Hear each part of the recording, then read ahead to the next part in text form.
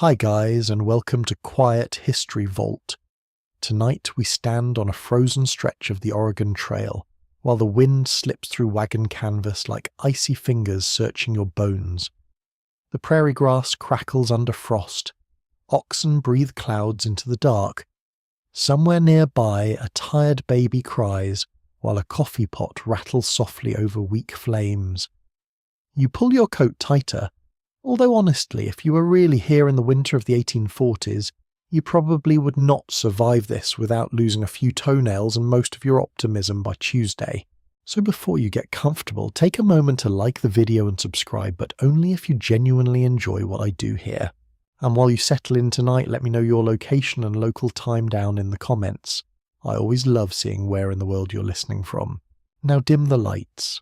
You trudge beside a wagon that groans like an exhausted wooden animal. Every wheel turn sounds slower than the last. Snow dust skims across the trail in pale ribbons, and the air tastes sharp enough to sting your teeth. Winter on the Oregon Trail is not just cold, it is patient. It follows you quietly all day long, settles into your boots, creeps through your sleeves, and waits beside your bedroll at night like an uninvited guest. The families around you know this already. Their faces carry that stretched, wind-burned look of people who stopped expecting comfort several hundred miles ago. One woman wraps a quilt tighter around her shoulders while stirring beans in a blackened pot.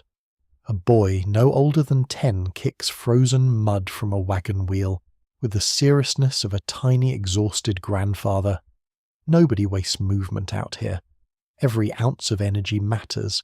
You probably imagine pioneers as endlessly cheerful people marching west beneath bright skies, with inspirational fiddle music playing somewhere in the distance. Reality feels more like damp socks and quiet muttering. The Oregon Trail stretched roughly 2,000 miles from Missouri to the Pacific Northwest, and thousands of emigrants traveled it during the mid-19th century. Many wisely departed in spring to avoid winter altogether. But timing rarely worked perfectly. Broken axles, sick children, flooded rivers, runaway livestock, and endless delays could push families dangerously close to the cold season.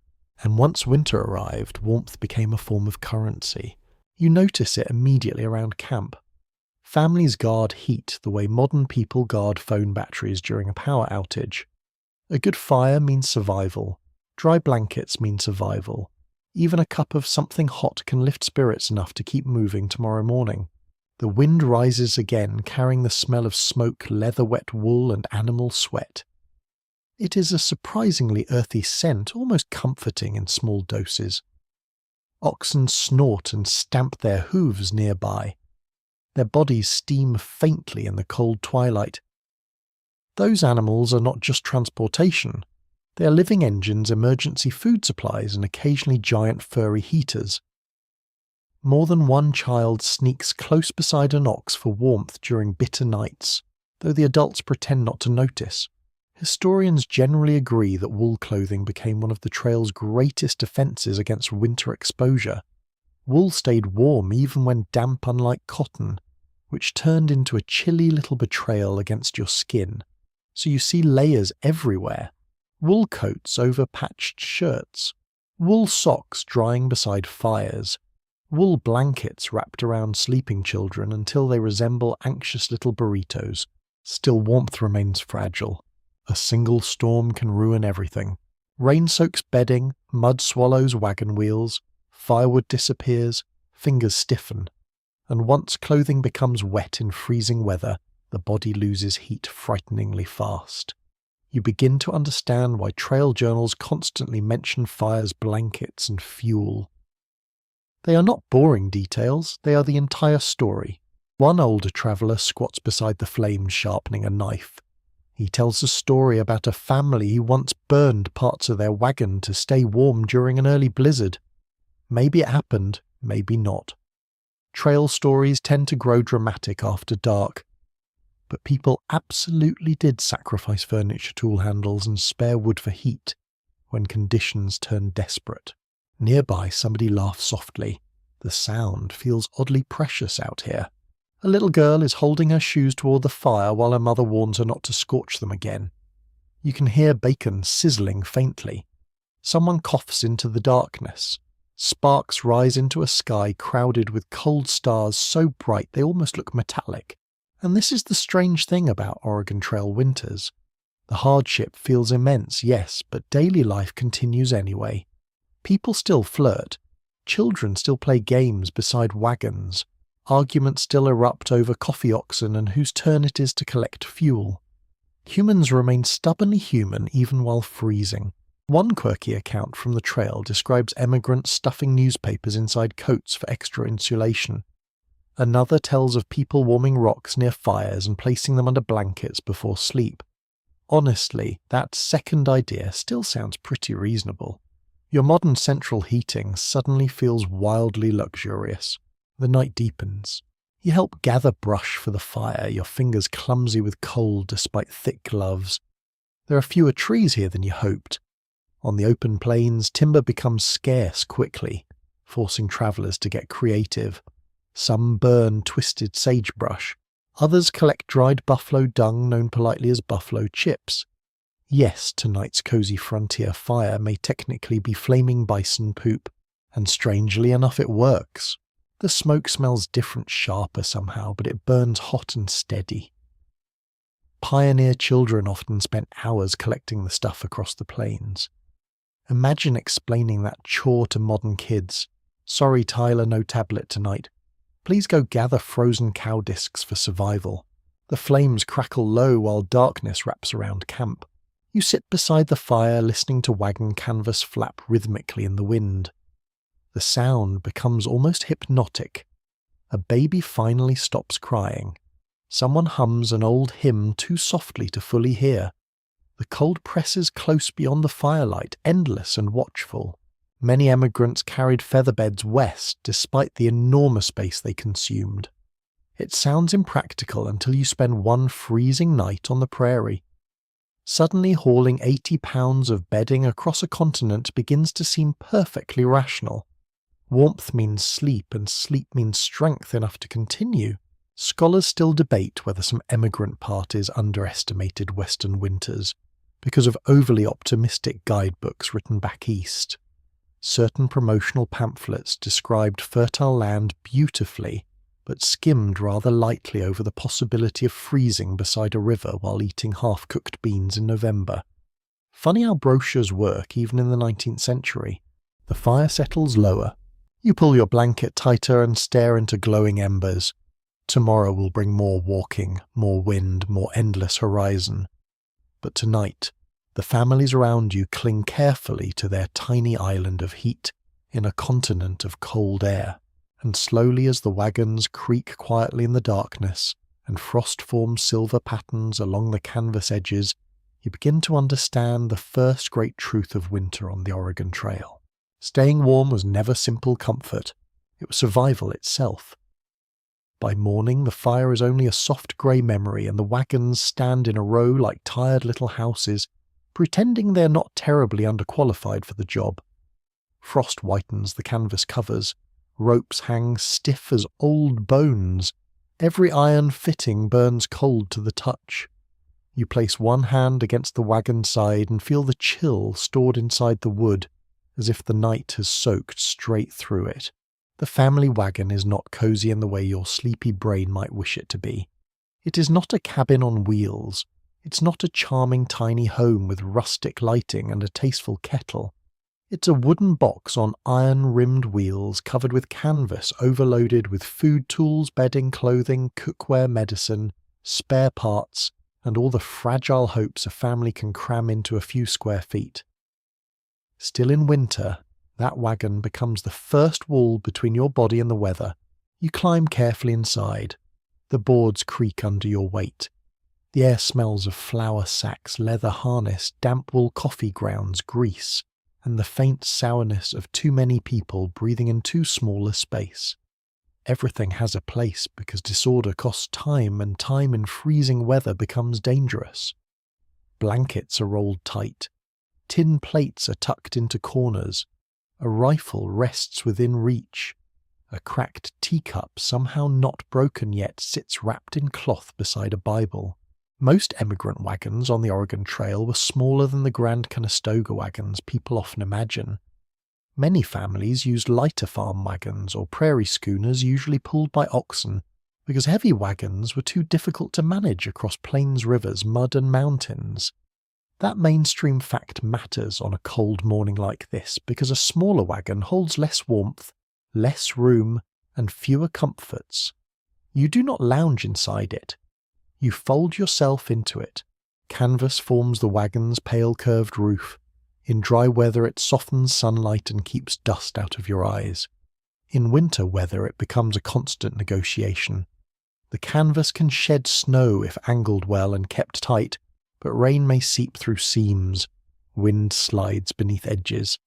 Frost gathers where warm breath meets cold cloth. By dawn the inside can glitter with tiny crystals, delicate and deeply rude. You help tighten the ropes. Your fingers ache while you pull. The canvas must be stretched firmly over hoops because loose cloth catches wind and flaps all night, stealing sleep one slap at a time. A flapping wagon cover sounds harmless in daylight. At midnight in a storm it sounds like the entire sky has developed opinions about your life choices. Families improve their wagons however they can. Some hang quilts inside the canvas to create another barrier against cold. Others tuck spare clothing sacks or folded blankets along gaps where wind enters. A mother may pin a shawl over one drafty corner. A father may wedge a flour sack near the tailgate. Children are told not to disturb these arrangements, then immediately disturb them because children have been children since the beginning of time. You notice how packing itself becomes insulation. Bags of cornmeal, barrels of flour, crates of dishes and bundles of clothing line the wagon sides.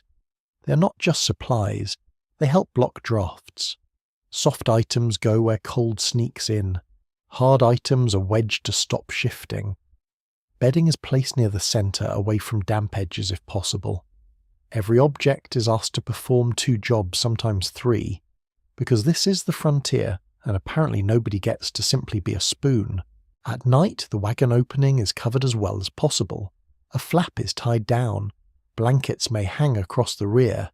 If snow is blowing sideways, families turn the wagon to reduce exposure. Wheels may be chocked against movement. When several wagons camp together, they can be arranged to create windbreaks, not always in the perfect dramatic circle of popular imagination, but in practical formations shaped by terrain, weather and exhaustion. Historians still argue whether the famous wagon circle was as common in ordinary travel as later paintings and films made it seem. It certainly happened, especially for livestock control or defence, but many daily camps were messier, looser, and far less cinematic. Reality rarely pauses to arrange itself nicely for a future mural.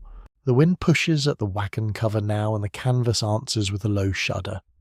You imagine sleeping beneath that thin skin while sleet taps overhead. The sound might be soothing for the first minute. After that it becomes a reminder that only cloth rope and good luck are standing between you and a very unpleasant night. A quirky trail habit appears as you watch one woman rub grease along a seam in the canvas. Some travellers used oils, fats or waxy mixtures to make fabric more water-resistant. It was not always elegant. It could smell faintly like old bacon or candle ends. But if it kept rain from dripping onto the blankets, nobody complained too loudly. On the trail, dignity often lost arguments to practicality. Inside the wagon, children learn the geography of warmth. The youngest may sleep furthest from the opening. Older children curl around bundles. Parents take the colder edges because adulthood is apparently signing up to be a human draft stopper. A baby is tucked near a mother's body, warmed by breath and blankets. There is no privacy, little comfort, and quite a lot of accidental elbowing. Still, the wagon has a strange intimacy. Voices become soft within it. The canvas muffles the outside world just enough to create the illusion of safety. You hear rain tapping oxen, shifting someone coughing beyond the cover, and the faint scrape of a tin cup. The family whispers about tomorrow's road. A child asks whether Oregon will be warm. Someone laughs quietly, not because the question is funny, but because answering honestly would not help anybody sleep. During storms, wagons can become both shelter and trap. If too many people crowd inside with wet clothing, dampness spreads, breath condenses, blankets grow clammy, boots leave mud on the floorboards. A person who sleeps against the side may wake cold from moisture seeping through. So families must manage the tiny climate inside their wagon with care. Dry things stay dry at almost any cost. Wet things are kept near the opening or hung by the fire when weather allows. A damp quilt can chill a whole night. You step back outside and look at the wagon with new respect. It is crude, yes. It groans. It leaks. It smells like tired animals and emergency biscuits. But it carries the family's heat strategy mile after mile. It holds bedding blocks. Wind protects kindling shelters, food, and gives children a place to retreat when the prairie feels too large. The sun rises weakly through a veil of cloud. Frost begins to melt from the canvas and drip along the edges. Someone shakes out a quilt. Someone else checks the wheel hubs. The oxen are yoked with slow patience, their breath rolling white into the morning. Soon the wagon will move again, creaking westward through cold grass and thin light. And as you walk beside it, listening to the soft clatter of cookware and the sigh of canvas overhead, you understand that this fragile moving shelter is not comfortable because comfort is too much to ask. It is enough because enough is everything. The cold reaches you long before sunrise. You wake inside the wagon, feeling it creep slowly through the blankets, through the floorboards, through the stiff air itself. Your nose feels frozen. One hand escaped the quilt during sleep and now resembles an abandoned turnip. Nearby, somebody groans softly while pulling wool tighter around their shoulders. Outside, the prairie waits under pale silver frost. Getting dressed in this weather feels less like preparing for the day and more like assembling yourself for battle. You begin with linen closest to the skin. It is rougher than modern fabric, practical rather than soft, and carries the faint scent of soap smoke and old sweat that never completely leaves trail clothing. Over that comes wool, blessed dependable wool, the true hero of frontier survival. Wool stockings, wool shirts, wool coats, wool shawls. The Oregon Trail may have been won by oxen and stubbornness, but wool deserves an honourable mention. You tug on layer after layer while trying not to inhale too sharply through your teeth. Fabric crackles faintly in the cold. Buttons resist stiff fingers. Leather boots left too near the wagon edge overnight feel like icy little punishment boxes. Most pioneer families understood layering through hard experience rather than scientific explanation. They knew several loose layers trapped warmth better than one heavy garment. Air held between fabrics became insulation, though nobody on the trail used words like thermal efficiency while pulling on damp socks at dawn. They simply knew what worked, and what worked was wearing nearly everything you owned. Children wobble around camp bundled into so many garments they can barely bend properly. One little boy falls backward while trying to pull on his second pair of stockings and simply stays there for a moment staring at the wagon cover, as if questioning every decision that led westward. Honesty relatable. Women wrap shawls over dresses, then aprons over those, adding cloaks or heavy coats when possible. Men wear wool trousers beneath outer layers of buckskin or heavier cloth. Gloves may be knitted, patched, mismatched, or missing entirely. Hats matter enormously. Heat escapes quickly from uncovered heads, especially in bitter winds, so bonnets, caps, scarves, and fur hats become precious. You notice how often clothing is repaired. Elbows are patched, sleeves resewn, socks darned repeatedly until the original fabric seems mostly theoretical. Nothing is wasted because replacing garments on the trail is difficult and expensive. A torn coat is not a fashion inconvenience. It is a hole where winter enters. One woman sits beside the morning fire, carefully stitching a child's mitten while balancing a tin cup of coffee on her knee. The mitten looks tiny against her weathered fingers. Smoke drifts through the cold air around her. She sews calmly because panic never warmed anybody. Historians widely acknowledge that many emigrants underestimated how destructive wet cold could become in the American West. Dry cold is harsh enough, but damp clothing changes everything. Snow melts into boots, rain seeps through seams, river crossings soak trousers to the thigh. Once wool becomes saturated, it still retains warmth better than cotton, but even wool has limits. Cotton, meanwhile, develops the personality of a traitor. A wet cotton shirt clings cold against skin and steals body heat rapidly. Modern hikers sometimes say cotton kills, which sounds dramatic until you stand shivering on a windy plain in November, wearing damp fabric and questionable life choices. A strange little trail trick appears this morning as one older traveller wraps strips of rabbit fur inside his boots. Some emigrants stuffed grass fur or scraps of cloth into footwear for insulation. Others lined gloves with flannel or fur pieces scavenged from old garments.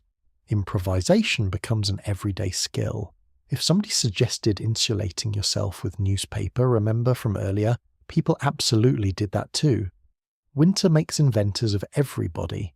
The sounds around camp grow steady and familiar. Boots crunching frost, harness chains clinking softly, oxen breathing in heavy rhythmic clouds. Somewhere a woman shakes out a blanket with a loud snapping crack. The smell of wood smoke settles over everything, blending with bacon grease and damp leather. You pull your coat tighter and begin walking beside the wagon to generate heat. Movement matters. Standing still too long invites cold directly into your bones. Many emigrants preferred walking even when wagons had room because walking kept circulation alive. Riding motionless in freezing wind could chill a person frighteningly fast. Children are encouraged to move as well. Run beside the wagon, gather fuel, help with livestock. Anything to keep warm blood moving through tiny fingers and toes. Parents constantly watch for pale skin, numbness, unusual silence. Frostbite may not always kill, but it can permanently damage hands, feet, ears, or noses. Scholars continue debating how much frontier clothing styles borrowed from indigenous winter survival methods across Western territories. Certain materials, layering practices, and cold weather adaptations clearly overlapped over time through trade and observation. On a practical frontier, people often copied whatever kept them alive, regardless of pride. The trail stretches ahead beneath a pale sky. Wind slides low through dead grass, carrying little whirlwinds of powdery snow. You bury your chin deeper into your scarf and keep moving. A teenage girl walks nearby wearing a quilted petticoat beneath her dress. Quilted garments were prized because trapped padding added warmth without too much extra bulk. Some women even wore multiple skirts partly for insulation. Fashion and survival quietly merged together on the trail. Layers swished tangled, gathered mud and occasionally caught sparks from fires, but they kept warmth close. At midday, one family pauses to dry clothing near a quick fire. Steam rises from stockings hanging on sticks beside the flames. Wet gloves are turned carefully. Boots sit close enough to warm, but not close enough to crack.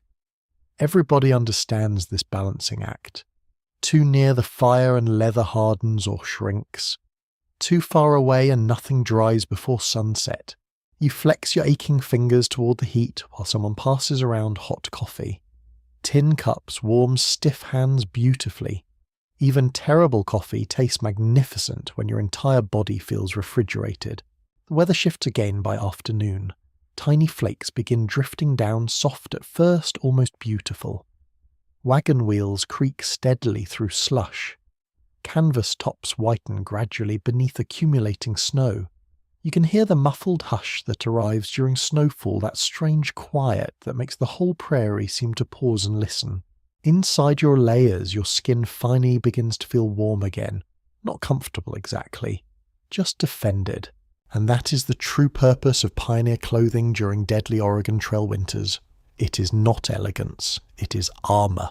Heavy, itchy, smoke-scented armour stitched together from wool, fur, linen, leather, and stubborn determination. As evening approaches, the travellers hunch deeper into coats, while smoke rises ahead from another campfire being built against the freezing dusk. Your boots ache. Your scarf smells faintly of wood smoke and frozen breath. Snow gathers along the wagon wheels in pale ridges. Still, you keep walking west beside the slow-moving wagon wrapped layer upon layer against the enormous cold pressing quietly from every side. By the time evening lowers itself over the trail, the campfire has already become the center of everything. You feel it before you properly see it. A dull orange glow trembles against wagon wheels, and the cold air around your face changes slightly. Not warm exactly, but less cruel. Smoke drifts low across the ground, blue-grey and soft, carrying the smell of singed grass, bacon fat, damp wool, and something earthy from whatever fuel the children managed to gather before dark. The wind still moves around you, but near the flames it loses some of its confidence. People come toward the fire almost without speaking. They gather with cups, skillets, blankets, wet socks, aching hands, and exhausted expressions. Nobody needs an invitation. Fire is the invitation. A campfire on the Oregon Trail is never just decoration. It cooks food, dries, clothing, boils, questionable water, discourages some animals, brightens the dark, warms, chilled fingers, and gives tired minds something steady to stare into. For families crossing Western country in the 19th century, fire was one of the oldest tools they carried, and also one of the most demanding. It asked for fuel constantly. It needed tending. It punished carelessness. It comforted everyone anyway. You crouch near the edge of the heat and extend your hands. The skin tightens across your knuckles as warmth returns. That prickling feeling is not pleasant exactly, but it means sensation is coming back, so you accept it like a gift with poor manners. Around you supper begins in quiet stages. A woman kneels to set a Dutch oven into the coals. A man feeds the flames with twisted brush. A child holds a pair of damp stockings on a stick, solemn as a priest handling relics. The stockings steam faintly. Another child is told not to lean so close. He leans closer anyway because apparently the human species learns about heat through repeated warnings and one dramatic sleeve incident. The firelight changes every face. Wrinkles deepen, eyes shine, wind-burned cheeks turn amber. The wagons beyond the glow fade into bulky shadows. Oxen stand nearby with heads lowered, huge bodies dark against the last streak of dusk. Their bells clink now, and then a small sleepy sound in the growing night. You notice how carefully the adults manage the fire. They do not build a roaring blaze unless fuel allows it. A huge fire looks comforting, yes, but it eats wood like a hungry bear and sends sparks into bedding canvas skirts, coats, and dreams of arriving in Oregon with all possessions uncharred. A smaller, well-tended fire often matters more.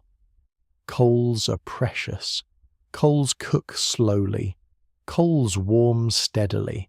Coals can be buried under ash and coaxed back to life in the morning if luck behaves. Reliable trail accounts often mention fires being kept low and practical, especially where fuel was scarce. Many emigrants crossed long stretches where timber was limited, so fires had to be used intelligently. You cannot simply toss another log on when there is no log. That is the sort of detail paintings leave out. The sunset may be majestic, but someone still has to locate burnable material before the beans remain crunchy forever. A pot begins to simmer. The sound is gentle, almost domestic, and for a moment the prairie becomes a kitchen. Steam rises into the cold, carrying the smell of coffee and salt pork. Tin cups clatter.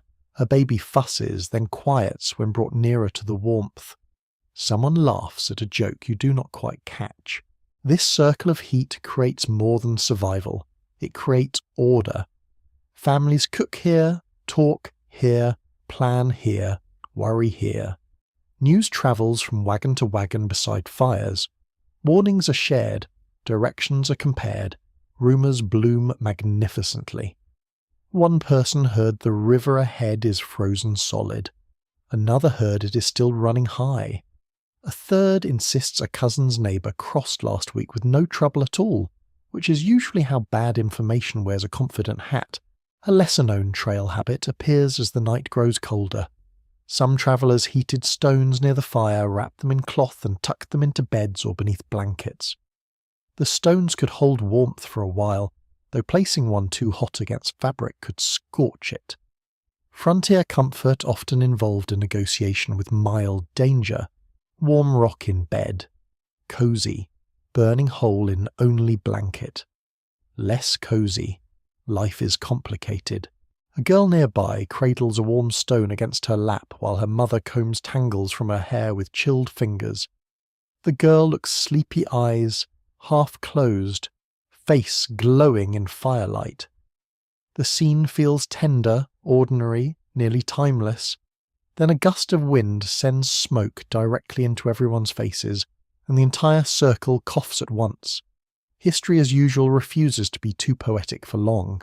Researchers continue to differ on how often trail families shared fires across unrelated households during severe cold. Some diaries suggest generous cooperation with several families cooking and warming together. Others reveal guarded behaviour, especially when fuel food or trust ran thin. Both patterns make sense. Hardship can soften people, and hardship can make people count every stick. Tonight, this camp leans toward cooperation. A neighbouring family has little dry kindling, so someone passes over a handful saved inside the wagon. In return, they offer coffee. Not good coffee, to be fair. Trail coffee often tastes like boiled determination with a hint of pan scrapings. But it is hot, and hot is beautiful. You sip carefully. The tin cup warms your palms. The coffee is bitter enough to make your soul blink, yet it spreads heat down through your chest. Around the fire, shoulders lower. Voices soften. The day's tension loosens one breath at a time. The fire also draws boundaries against fear. Beyond the glow lies darkness, cold, unfamiliar land, and the hidden movement of animals. Coyotes call somewhere, far off, their voices thin and wavering. The sound makes the younger children edge closer. An older boy pretends not to be nervous, then very casually positions himself between two adults. Smooth little pioneer. Very smooth.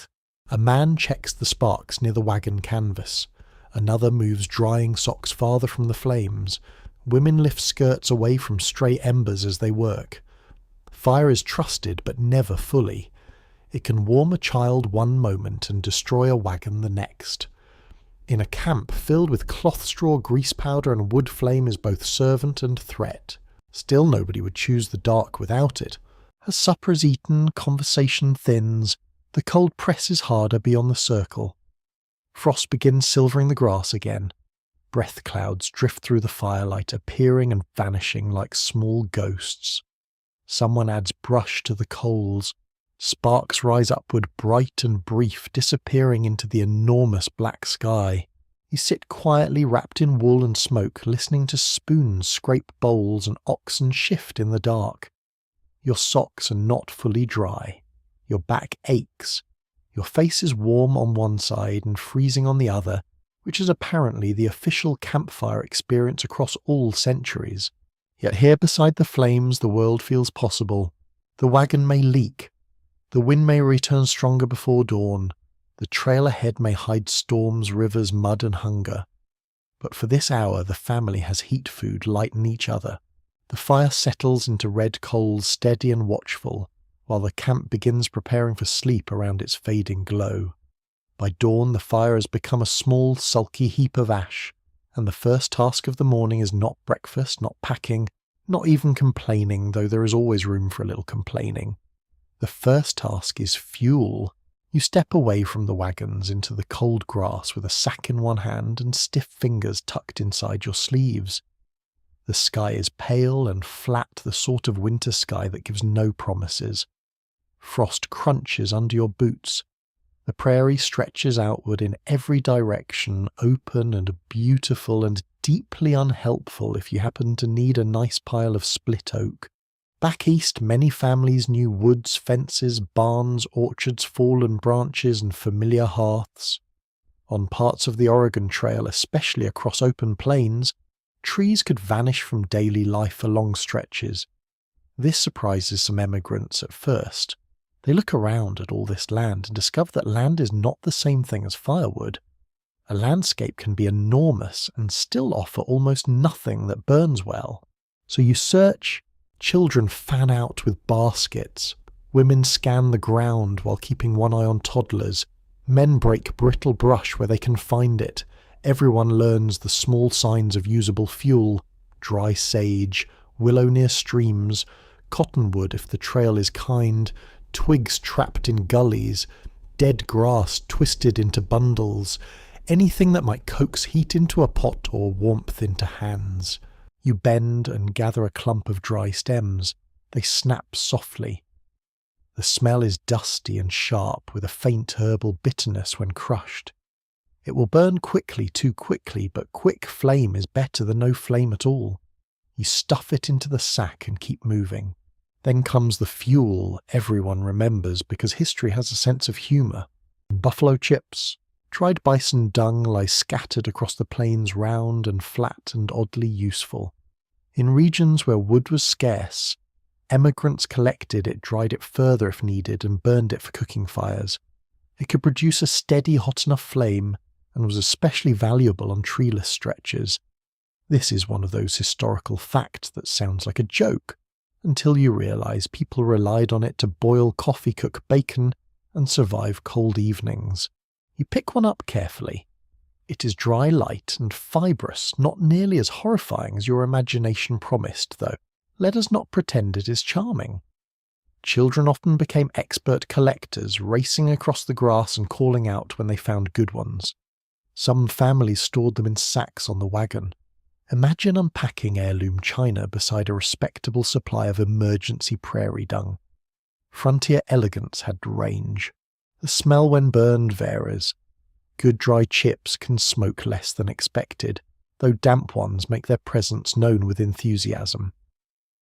Travellers sometimes joked about it, because what else can you do when your survival strategy involves gathering the previous digestive decisions of large animals? You return toward camp with your sack half full.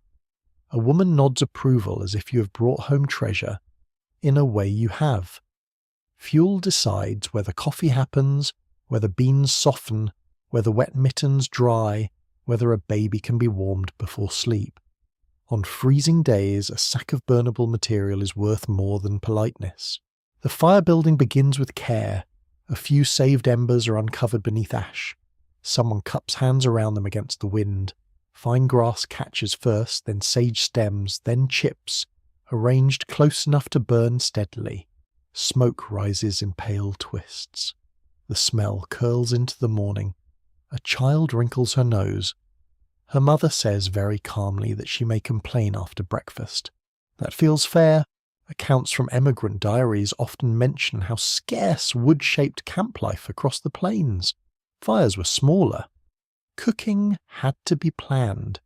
Meals that required long boiling used precious fuel, which is a problem when your beans behave like tiny stones unless cooked forever. Families learned to soak food when they could cook in covered pots and keep coals alive as long as possible. In this world, wasting heat is almost a moral failing.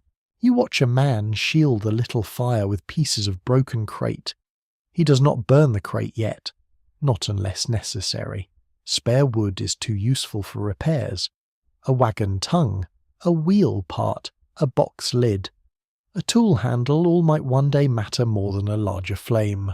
The fire must be fed with lesser things first. That is the quiet arithmetic of the trail.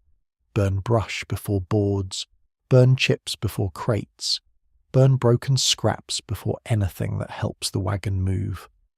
Warmth matters, but movement matters too. Freeze in place, and your problems multiply like rabbits with bad intentions. A peculiar practice appears beside another wagon. One family has carried a small iron stove, or rather tried to. Portable stoves did exist, and some emigrants brought versions for cooking or tent use, but many found heavy equipment impractical and discarded it along the way. Still, this family clings to a battered little stove like it is a beloved relative. It smokes badly, wobbles slightly, and seems determined to prove both its usefulness and its inconvenience every morning. You cannot help admiring it. Some historical interpreters still debate how often emigrants depended on buffalo chips versus brush or driftwood in different trail regions. The answer shifts with season, location, herd presence, rainfall, and the habits of each travelling party. A diary written near a river might praise cottonwood. A journal from open prairie might mention chips for days. The trail was not one uniform experience. It was a long sequence of local problems wearing the same dusty coat. By afternoon, the weather turns colder. A thin wind slides over the ground and steals heat from every exposed surface. You help gather more fuel before dark because evening will not wait for anyone's comfort. The sun lowers and the prairie changes colour from faded gold to blue-grey.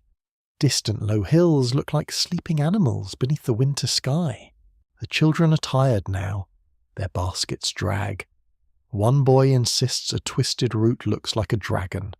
Another says a buffalo chip looks like a biscuit, and everyone immediately begs him never to become the camp cook. You carry the fuel back to the wagons, shoulders aching.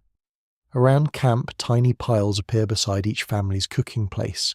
Brush here, chips there, a few precious sticks stacked carefully away from damp ground. Someone covers fuel with canvas scraps against possible snow. Dryness is everything. Wet fuel means smoke frustration, and half-cooked supper which is just hunger wearing a warmer hat. At last the evening fire catches. It is not grand. It will not impress a painter. It is low, smoky and practical, fed by dry chips and careful twigs. But warmth rises from it all the same. A pot settles over the flames. Coffee darkens. Bacon hisses. Children creep close with red hands extended, and adults pretend not to do the same. You sit near the fire, smelling sage smoke and prairie fuel, and you feel the strange dignity of this ordinary labour. Staying warm is not one heroic act. It is gathering, saving, drying, shielding, tending, choosing, and doing it again tomorrow. The plains may offer little wood, but the families learn its language. They read the grass, the gullies, the droppings, the brush, the wind. They make heat from what the land allows. And as the little fire glows in the freezing dusk, you understand that survival sometimes arrives in very humble forms, including, yes, a smoking pile of buffalo chips. The pot begins talking before anyone does. It sits over the morning fire with a low, thick, bubbling sound, as if the beans inside are considering their long, difficult future.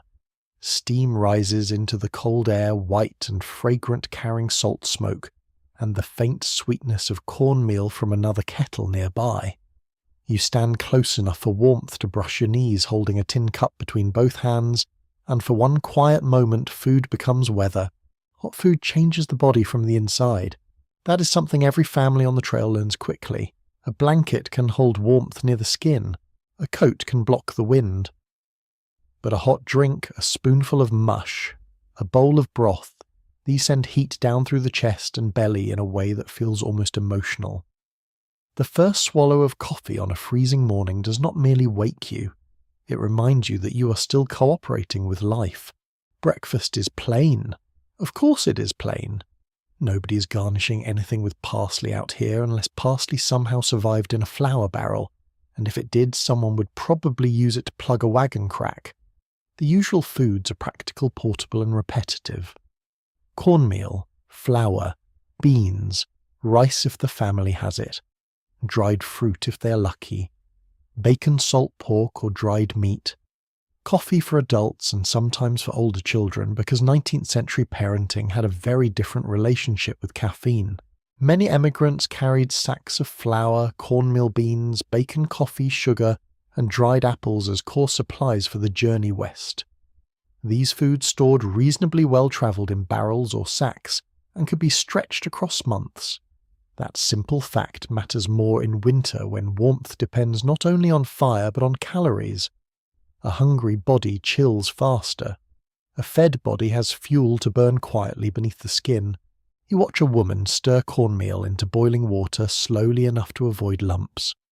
The mush thickens into something humble and filling. It is not glamorous. It will not win a cooking competition unless the judges are frostbitten.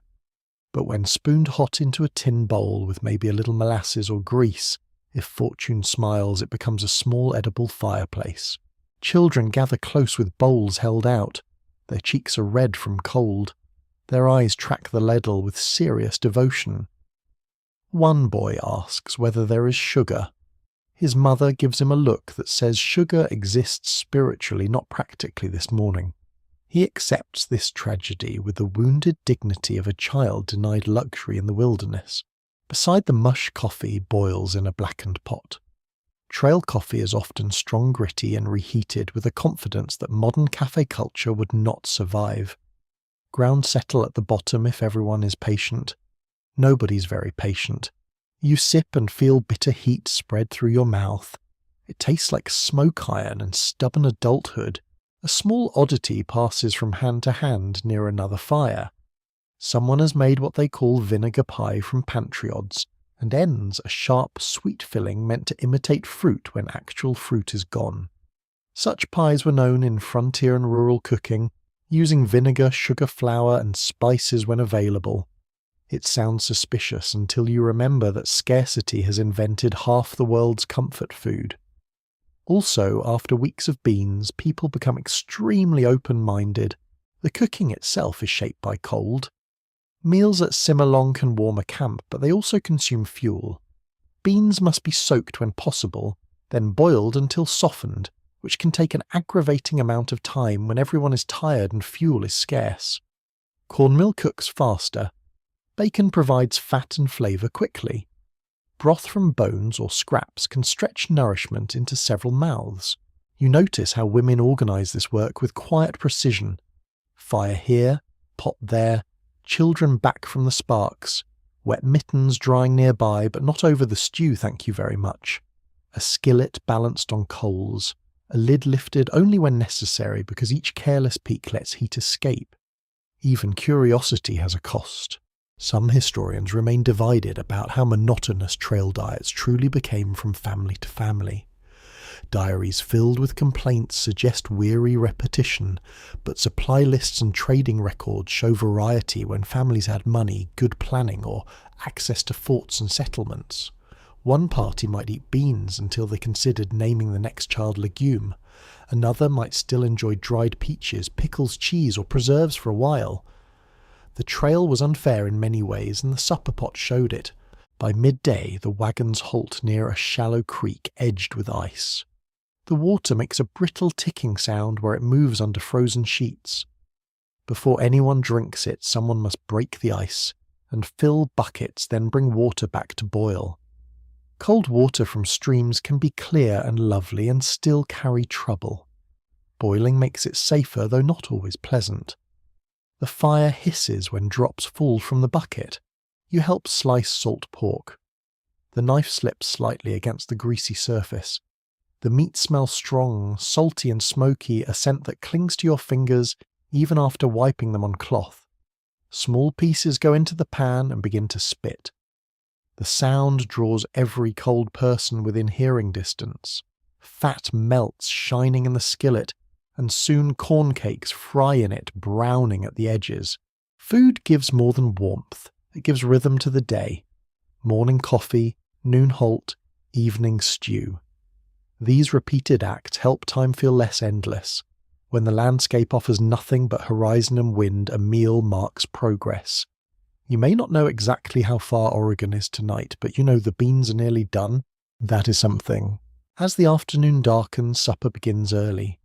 Winter light fades quickly, and cooking in deep cold after dark is miserable.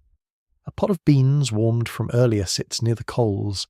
Someone adds bacon scraps, a little flour to thicken the liquid, and a pinch of pepper saved like treasure. The smell becomes rich enough to quiet conversation for a moment. You sit with a bowl cupped close to your chest. The heat seeps into your hands through the tin. Each spoonful is simple, smoky, salty, and heavy. You feel it settle warmly in your stomach. Around you, others eat slowly, not because they are refined, but because a hot bowl is worth lingering over. Steam fogs the air before faces. Spoons scrape softly. A child nods over her food and is nudged awake to finish. There is gentleness here, hidden under hardship. A mother blows on a spoon before giving it to a toddler. A father saves the last greasy bit of bacon for a boy who walked all day without whining mostly. A grandmother wrapped in blankets murmurs that the coffee is terrible and drinks it anyway. The fire dims. The pot is scraped clean. Someone pours hot water into cups, turning the last taste of coffee grounds into a weak warming drink. Nothing is wasted. Not grease. Not crumbs. Not heat clinging to a kettle. As night gathers around the wagons, you understand why cooking belongs in the story of warmth as much as coats or quilts. Food is fuel, yes, but it is also courage served in small bowls. It steadies hands, softens tempers, and gives the body something to burn while the wind prowls outside the canvas. The last steam lifts from the kettle and disappears into the cold. Night settles slowly, and with it comes the real test. Daylight lets you pretend the cold is manageable. You walk lift, gather cook, complain gently, and keep your blood moving.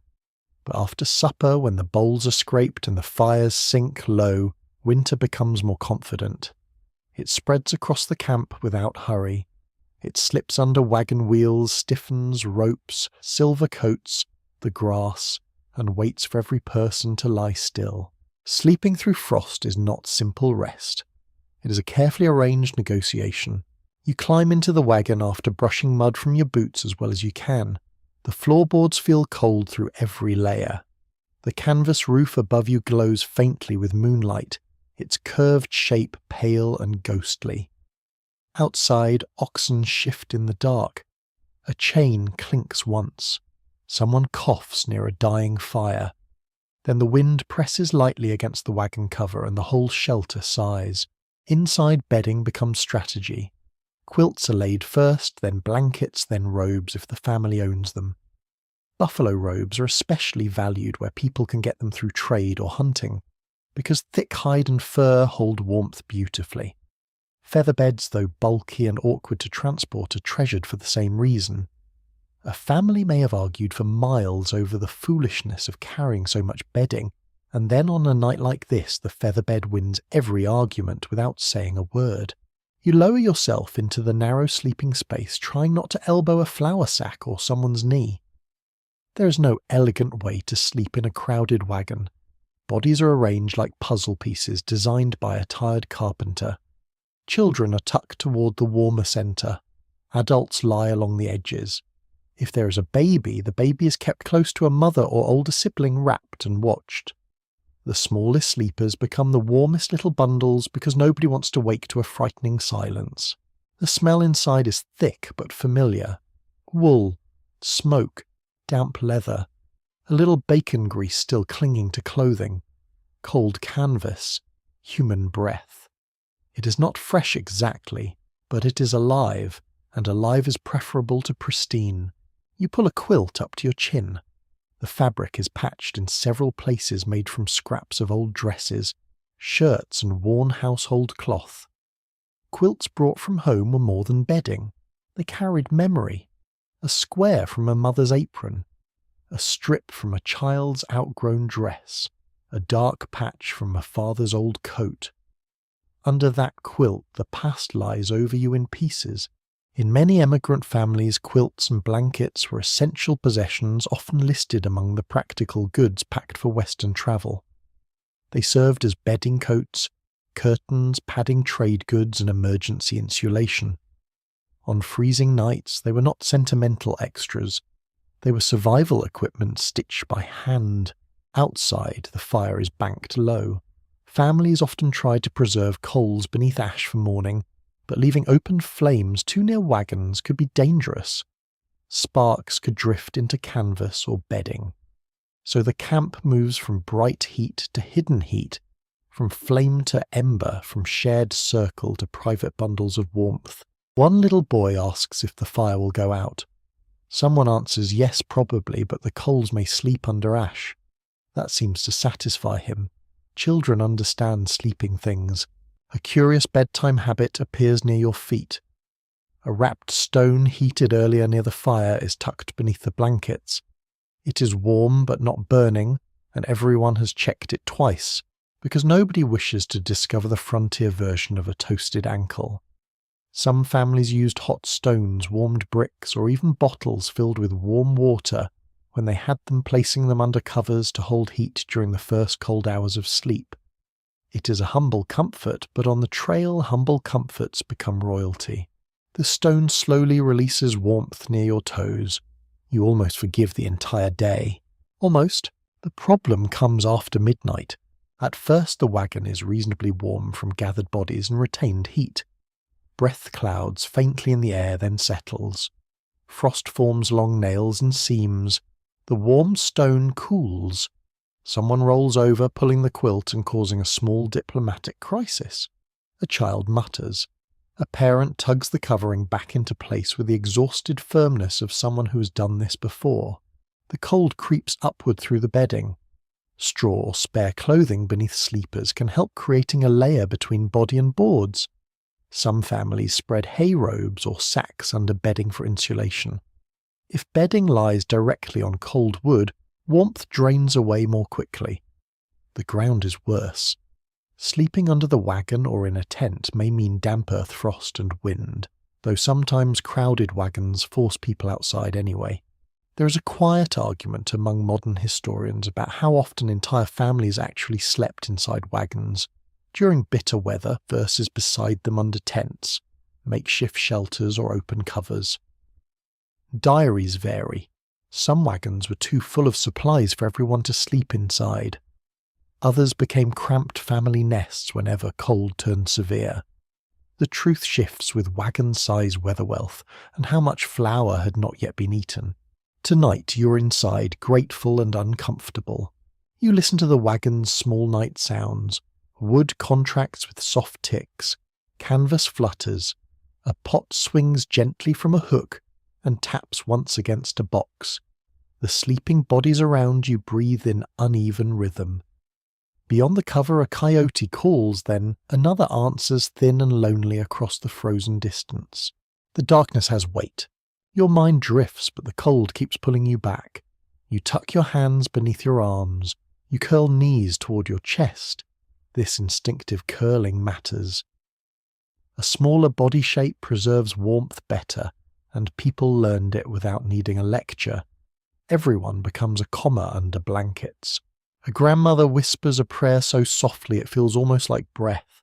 Nobody comments. On nights like this, prayer is another kind of covering. Toward dawn, the cold reaches its deepest point. The wagon smells sharper, colder. Frost feathers along the inside of the canvas where breath met freezing air. Your eyelashes feel faintly stiff when you blink. Somewhere nearby a baby stirs and instantly a mother wakes. That quickness is remarkable. Adults may be exhausted beyond words, yet the smallest sound from a child cuts through sleep like a bell. The baby is checked, shifted, warmed against a body. A blanket is tucked again. The mother does not fully lie back down for a long time. She listens. That is also warmth in its own way. When the first grey light appears, nobody feels truly rested. You have slept in pieces and short drops between shivers and turning and listening. Yet you have passed through the night. The bedding is damp at the edges. The stone is cold. Your boots are unpleasant. But outside someone is already stirring ash, searching for a coal that survived. A thread of smoke rises. The camp wakes slowly, stiffly, with groans and coughs and the rustle of blankets being shaken in the pale morning. Frost falls from canvas in tiny sparkles. Children emerge, bundled and blinking. Adults fold quilts with careful hands, protecting them from mud sparks and damp, because tonight they will be needed again. You step down from the wagon, breath blooming white before you, and look back at the bedding piled inside. It seems ordinary in daylight. Quilts, robes, straw sacks, bodies close together. But through the frozen hours, those simple things formed a shelter within a shelter. Not perfect, not comfortable, not enough to make anyone romantic about winter, just enough to carry the family from dark to dawn. The morning begins with a small mitten missing. This is not a grand disaster by trail standards. Nobody has lost an ox. No wheel is cracked. No river has risen overnight with the personality of a villain. Still, the missing mitten sends a ripple through the camp, because one small hand in winter can become a serious problem faster than anyone wants to admit. You watch a mother kneel beside the wagon, lifting blankets, shaking a flour sack, peering beneath a crate. Her little daughter stands nearby with one bare hand tucked under her arm, eyes wide and offended by the universe. The child wears 2 skirts, a wool shawl, a knitted cap, and the solemn expression of someone who's been betrayed by fabric. At last the mitten appears inside a tin kettle. No one knows why. The child denies involvement with the confidence of every child in history. The mitten is cold but dry. That is enough. Her mother warms it briefly near the fire, rubs the small fingers between her own palms, then works the mitten on carefully thumb first. The girl sniffs. The mother kisses the top of her cap. And then the day continues because tenderness on the trail usually has chores waiting right behind it. Children are everywhere in the emigrant trains, though later stories sometimes push them to the edges of the picture. Families did not migrate as tidy groups of heroic adults. They brought babies, toddlers, school-aged children, teenagers, and sometimes grandparents too. The Oregon Trail was a family migration route, as much as a road of individual adventure. That matters deeply in winter because every cold decision becomes sharper when small bodies are involved. A child loses heat quickly. A baby cannot say that toes are numb. A toddler will sit in snow if distracted by a stick. Older children may pretend they are fine because they want to be useful, brave, or simply not fussed over. Parents therefore watch constantly. Hands, ears, cheeks, lips, silence, shivering, sleepiness. The signs are read with anxious attention. You walk beside the wagon as the camp begins moving. A boy trudges ahead, swinging his arms for warmth. His cap is too large and keeps sliding over one eye. His older sister fixes it each time without looking particularly amused. Behind them a toddler rides inside the wagon among quilts, her face framed by blankets like a tiny moon. Every few minutes someone checks her. Infants are kept close to adult bodies whenever possible.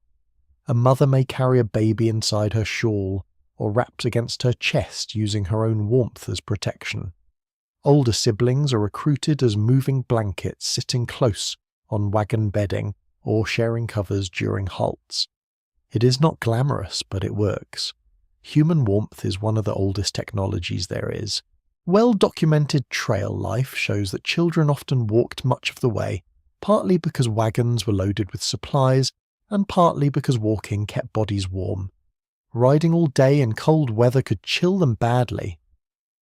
Walking also gave restless children something to do besides ask how much farther Oregon might be a question with no comforting answer and many irritating repetitions. The younger ones are given tasks suited to size and attention span. Gather chips, carry twigs, watch a baby for 3 minutes, which becomes 40 seconds if a dog appears. Hold this cup, fetch that mitten, do not poke the fire. Please stop poking the fire. No, the fire does not need help from your stick collection. A little humour helps. Adults tease children gently to keep spirits from sinking. One father tells his son that a frozen nose might snap off if he complains too loudly.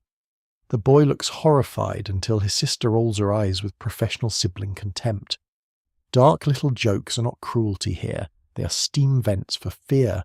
A lesser-known habit in some families was sewing children into certain winter layers for stretches of cold travel, especially when garments were awkward loose or frequently lost. Not sealed forever, of course, despite what an annoyed child might claim, but buttons, ties, and stitches could help keep wraps, sleeves, or foot coverings in place. When a mitten vanishes into a kettle, you begin to understand the appeal. You notice one mother tying a cord through a child's mittens and running it through the sleeves of the coat. The arrangement dangles like common sense. The child hates it immediately. Future generations will also hate it. Still, the mittens remain attached, which proves the adult case rather strongly.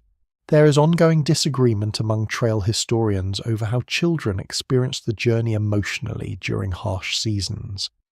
Some diaries written later remember adventure, freedom, and games along the way. Adult accounts often emphasize danger, exhaustion, and fear. Both can be true. A child may remember sliding on ice while a parent remembers calculating whether the baby has enough dry blankets. Memory warms and chills the same scene depending on who carries it. By noon the wind sharpens. Snow begins again, not heavy but steady enough to dust hats and wagon covers. The children's play changes. No one runs far. They gather near the wagons, stamping feet and breathing into hands. A girl sings quietly while helping her brother wrap rags around his boots. Their voices rise and fall with the creak of wheels. Inside the wagon, a baby wakes crying. The sound cuts through the camp like a thin thread pulled tight. The mother climbs in, gathers the child and loosens clothing just enough to check skin. Too many layers can trap dampness if a child sweats, and then dampness chills later.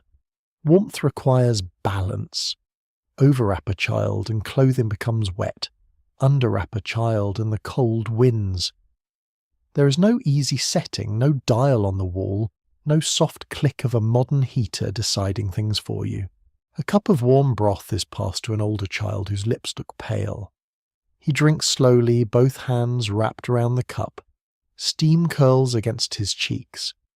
Someone gives him a piece of fried corn cake and he eats, with the seriousness of a person accepting medicine. As afternoon fades, the camp halts early. Children help gather fuel, though adults keep them within sight. Snow can flatten landmarks and hide dips in the ground. A wandering child is a nightmare, nobody says aloud. Instead, mothers call names often. Fathers glance up from chores. Older siblings count younger ones with casual urgency. The evening fire draws them all close. Small boots steam near the edge. Mittens hang from sticks. A baby sleeps beneath a shawl cheek pressed against a mother's shoulder. The missing mitten girl from morning now sits with both hands safely covered, watching sparks rise into the dark. Her eyelids droop. Her mother strokes her back in slow circles. This is how families keep children warm, not with one clever trick, but with constant attention.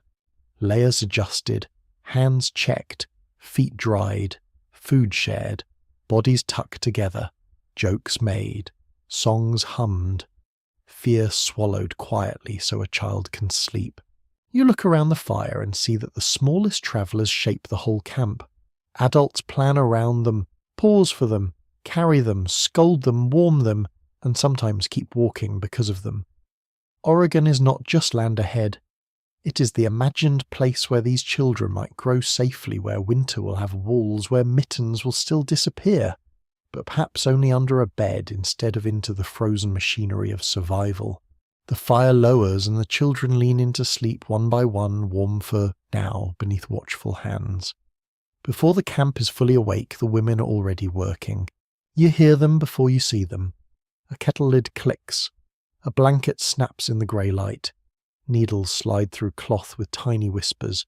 A baby fusses, then quiets against a shoulder. Somewhere a woman coughs, clears her throat, and begins coaxing last night's coals into morning flame, as if persuading a stubborn old cat to move from a chair. The cold has not lifted. Frost still clings to wagon canvas. The ground is hard beneath the boots. But women's labour moves through the camp with steady rhythm, warming the household, in ways that are easy to overlook because they look ordinary. Sewing, drying, cooking, nursing, washing when possible, sorting blankets, saving scraps, watching children, tending illness, managing food, keeping tempers from becoming another weather system. You stand near one wagon as a mother pulls damp stockings from beneath a blanket and frowns at them. They did not dry for night. Of course they did not. Nothing dries properly when the air itself feels like a wet stone. She spreads them near the fire, close enough for warmth, not close enough for sparks. Then she reaches into a box for another pair already patched at heel and toe. A child waits barefoot on a quilt, shivering dramatically, possibly for sympathy. and possibly because the floorboards are cruel. The mother rubs the child's feet briskly, working warmth back into the skin. Her hands are rough, reddened and cracked from cold water, smoke grease and constant work. She does not pause long. There is too much to do. In many overland families, women carried the burden of domestic survival under mobile and dangerous conditions. Trail diaries by women often record cooking, laundry, child care, illness, mending, food management, and emotional strain alongside travel itself. These tasks were not side details. They were the machinery that kept families alive, especially when winter turned every ordinary chore into a small endurance test. You watch one woman kneel beside a trunk and pull out folded fabric. She examines a tear in a boy's coat sleeve, clicking her tongue softly. The tear is small now, but Wynne loves small openings. She threads a needle with cold fingers, squinting in weak light. The thread resists. She breathes on it, tries again, and succeeds. Tiny victory, no trumpet required. The coat is patched with a square cut from an old skirt. The colour does not match. Nobody cares. Matching is for parlours, not freezing roads. Nearby, another woman stirs mush while bouncing a baby against her hip. She shifts the child from one side to the other without breaking rhythm. Stir, bounce, stir, blow hair from face. Tell an older child to stop putting snow in his mouth. Stir again. It is a kind of choreography, though no one applauds because everyone is eating the results. One small oddity appears when a woman warms a flat iron near the fire, not to press clothing neatly, but to use its heat beneath folded cloth for a chilled child, and later for damp fabric. Heavy iron stones, bricks, and even warmed pot lids could all serve as portable heat when carefully handled. The same object that might smooth a Sunday shirt back home becomes a frontier heating pad. Practicality once again steals the show, wearing soot on its face. Women also manage smoke. This sounds minor until you spend a week smelling like a chimney with opinions. Clothes must be dried near fires, but smoke sinks into fabric. Blankets absorb it. Hair absorbs it. Babies smell faintly smoked. Food tastes smoked. Even your dreams probably come with a smoky aftertaste. Yet smoke also helps dry worms and sometimes discourages insects when the season allows. You accept the scent because survival rarely arrives freshly laundered. The question of women's authority within wagon companies remains a lively point among many historians. Some argue that men formerly led most trail decisions, especially routes, livestock and repairs. Others emphasize that women exercise powerful daily authority through food control, childcare, medicine, record-keeping and household organization. Around this winter camp, the second view feels persuasive. A person who knows where the dry socks are has real power. Do not underestimate the keeper of dry socks. As the wagons prepare to move, women pack the warmth away. Quilts must be folded before they drag in mud. Bedding must be aired if the weather allows them protected. Damp garments are hung where they may catch moving air, though freezing wind can stiffen them into strange shapes. A shawl becomes a bundle. A cradle is wedged between sacks. A kettle is wrapped, so soot does not smear everything, although soot is ambitious and will probably win anyway. The road pulls the camp forward. You walk beside a wagon where a woman rides briefly while nursing an infant beneath a shawl. The baby's small sounds vanish under the creak of wheels. Her older daughter walks beside the wagon carrying a basket of chips gathered that morning. The girl's cheeks are pink with cold, her jaw set in imitation of adult patience. She's already learned that warmth begins hours before bedtime. By noon, snow thickens. The wagons halt near a shallow rise that offers a little shelter from the wind. Women move quickly. One spreads a cloth inside the wagon to keep bread from damp boards. Another pours hot water over a cloth to clean a child's sticky face. A third checks a husband's fingers after he worked too long with bare hands on a frozen harness buckle. She scolds him softly. He accepts it because his fingers hurt and because she is right. Medicine such as it is often sits in the hands of women. They tend coughs with teas, poultices, rest warmth, and whatever remedies their families trust. Some are useful, some are hopeful, some are deeply questionable but delivered with confidence, which has powered home medicine across centuries. A spoonful of molasses vinegar herbs or spirits may appear. A chest is rubbed. A child is wrapped tighter. The line between care and cure is thin, but comfort matters. Evening arrives early beneath low clouds. The women's work does not end when the wagons stop. It changes shape. Fires must be built. Food must be cooked. Frozen cloth must be managed. Children must be kept from wandering into cold shadows. Bedding must be arranged so the smallest ones sleep warm. If someone is ill, a place near the centre must be made. If the baby cries, everyone hears it, but one person most likely rises first. You notice the fatigue in faces now. Not dramatic, not theatrical, just deep. The kind of tiredness that settles behind the eyes and stays there, yet hands keep moving. A needle flashes in firelight, a spoon scrapes a pot, a shawl is tucked under a sleeping child's chin. A woman beside you laughs quietly when a spark lands on her apron and leaves a tiny black mark. She brushes it away and says the apron was ugly anyway. Gentle sarcasm survives even here, thank goodness. Without it, the trail might have frozen emotionally as well as physically. Night gathers.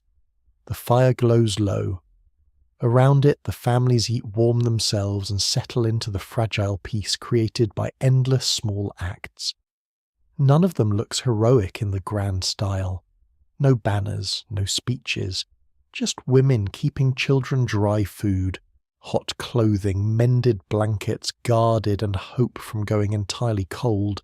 You sit near the coals and understand that warmth on the Oregon Trail was not only firewood, wool or weather luck. Much of it came from hands that worked before dawn and after dark hands that stitched shut the places where winter tried to enter.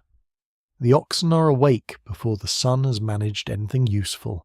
You hear them breathing in the dimness, slow and heavy, their warm vapour rolling through the cold air like pale smoke from living furnaces. Their hooves shift against frozen ground. Harness chains give small metallic clicks. One animal swings its head and snorts, sounding deeply unimpressed with westward expansion. You cannot blame him. The men are up too stiff and quiet, moving among the teams with ropes, yokes, buckets and tired patience. Their work begins in the coldest part of morning when fingers ache fastest and every strap feels like it has been stored in a block of ice. A frozen harness buckle can turn a calm man into a philosopher of misery in under a minute. You stand nearby while one driver rubs his hands together, breath clouding in front of his beard. He checks the oxen's shoulders for sore places where the yoke has rubbed. The animals lower their heads patient because they must be stubborn because they are oxen, and because some creatures simply come into the world with opinions. Oxen were widely preferred by many Oregon Trail emigrants because they were strong, steady, less expensive than horses or mules, and able to live on rough forage. They moved slowly, yes, but slow and reliable was better than fast and fragile when your entire household sat inside a wagon. In winter conditions, their survival became directly tied to human warmth. If the animals failed, the wagon stopped. If the wagon stopped too long cold and hunger moved closer, so the men tend them carefully even when exhausted. The yoke is lifted. It is heavy wood, cold enough to bite the skin. Two men position it across the animals' necks, fitting bows beneath their throats and securing pins with numb fingers. The oxen lean into the familiar pressure. Somewhere a driver clicks his tongue and murmurs names. Buck, Bright, Duke, Star. Names spoken softly into freezing morning air because even working animals become companions when they pull your life across a continent. Then the walking begins. You move beside the team as the wagon lurches forward. Wheels crack through crusted mud. Iron rims grind over frozen ruts. The men walk more than they ride, partly to spare the load and partly because walking keeps blood moving. A man perched motionless on a wagon in freezing wind can chill dangerously. Better to walk, stamp, shout, guide, tug, and suffer actively. It's amazing how often survival means choosing the more tiring option. The road is rough this morning. Snow lies thin over ruts hiding holes. A wheel drops suddenly, and the wagon jerks hard. The driver curses under his breath, not loudly enough to scandalise anyone, but with excellent feeling. He sets his shoulder against the wheel with another man, and together they push while the oxen strain forward. Breath from men and animals mingles in thick clouds. Mud cracks. The wheel rises. Everyone exhales. There is no applause, just movement. The cold attacks exposed men differently than those riding or cooking near a camp. Drivers spend long hours in wind, sleet, and blowing grit. They handle wet ropes, icy chains, frozen hides, stubborn animals, and broken gear. Gloves help until they must be removed for a knot or pin. Then skin touches metal, and the body immediately sends a strongly worded complaint. A curious little practice appears when one man warms a harness bit or metal, fitting near his own body before handling it. He tucks the piece beneath his coat for a few minutes, grimacing at the chill against his shirt. It looks ridiculous until you realise the alternative is wrestling metal that numbs the fingers instantly. Frontier dignity, as usual, has been left somewhere back in Missouri. Men also keep watch. While the women's labour holds the household together, men often carry responsibility for livestock movement, wagon repairs, route decisions, hunting, and night guarding. These duties expose them to weather at awkward hours.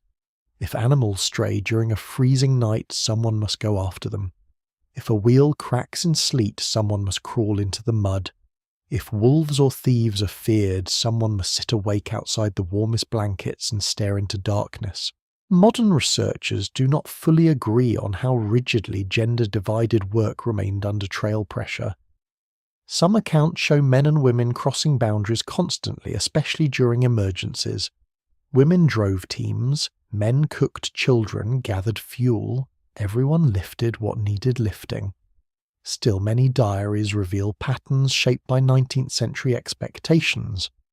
Around the oxen yokes, repairs, and guard duty, you see those expectations at work. Though winter has a way of making everyone practical. By noon the wind turns sharper. It comes across the open land without trees to break it, pressing through coats and into sleeves. The oxen continue heads low. Ice clings to hair around their muzzles. Their hides are thick, but they are not machines. They need food, water, rest, and shelter from the worst weather when possible. Stopping for water becomes its own ordeal. A creek lies under thin ice, dark water moving beneath.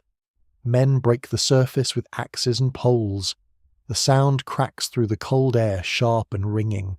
Oxen crowd forward, eager and clumsy. Their breath steams over the black water. One slips slightly, and several men shout at once, pulling the team back from the bank. A fallen ox can become disaster very quickly. A hurt animal means delay, and delay means colder nights ahead. You watch a driver stroke an ox's neck after the scare.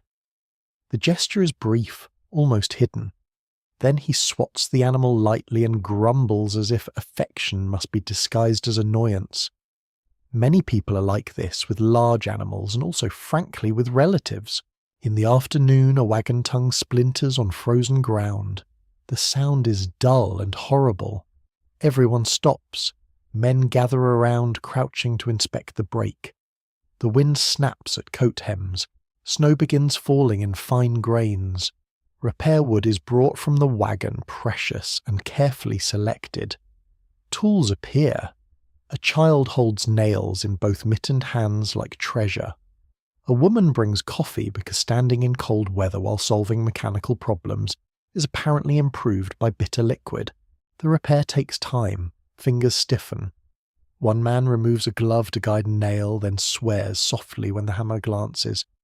No great injury, just enough pain to remind him that history is mostly small discomforts stacked into large events.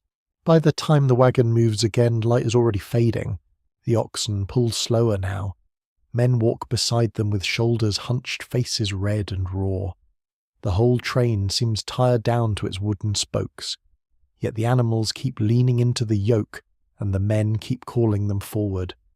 Their warmth comes from motion, from labour, from bodies working, because stopping would be worse.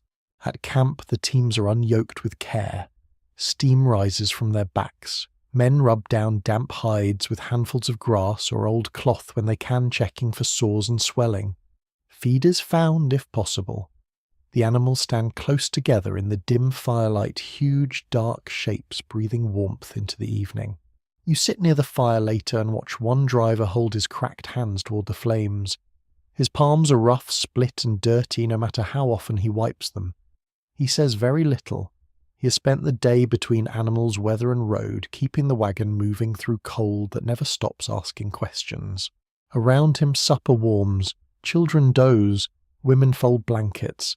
The oxen shift nearby bells softly clinking.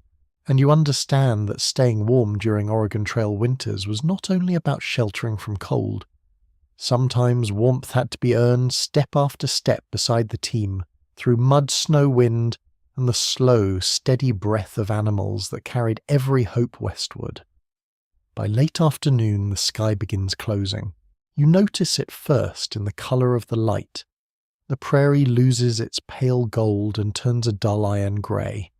The wind drops for a few minutes, which seems like mercy, until the older travellers glance upward and grow quiet.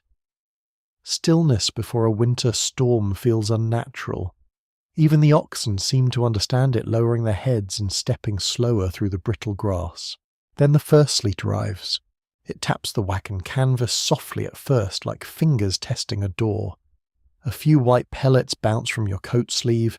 Another lands on your cheek and melts instantly into cold water. Nobody says much. The drivers look ahead, then back along the line of wagons. The trail has become slick under the wheels. The ground is hard beneath a thin skin of mud. The sky ahead offers no gap, no brightness, no hopeful blue. A decision passes through the company without ceremony. Stop early, make camp before darkness, secure what can be secured, wait. Waiting may sound easy from a warm room, but on the trail waiting is labour wearing a slower face. The wagons angle toward a low rise that offers some shelter from the wind. Men hurry to position them before the ground worsens. Wheels sink and slide. Oxen strain.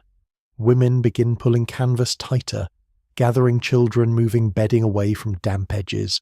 Someone shouts for stakes. Someone else answers that the stakes are in the other wagon naturally because crisis enjoys comedy. The storm strengthens. Sleet becomes snow, thick and wet, slanting sideways across camp. It coats hats, shawls, ropes, wagon covers, ox horns, eyelashes. The world shrinks to nearby shapes and muffled voices. Beyond the circle of wagons, land disappears into moving white. Winter storms on the Oregon Trail could halt travel for hours or days, especially in higher country or during late-season migration. Even on open plains, freezing rain, snow, mud and wind could make movement dangerous for wagons and livestock. A stuck wagon in a storm was not merely inconvenient. It could cost fuel, food, animal strength and precious daylight, so you work quickly. Canvas is tied down tighter. Extra quilts are hung inside the wagon to block drafts. Food boxes are shifted away from possible leaks.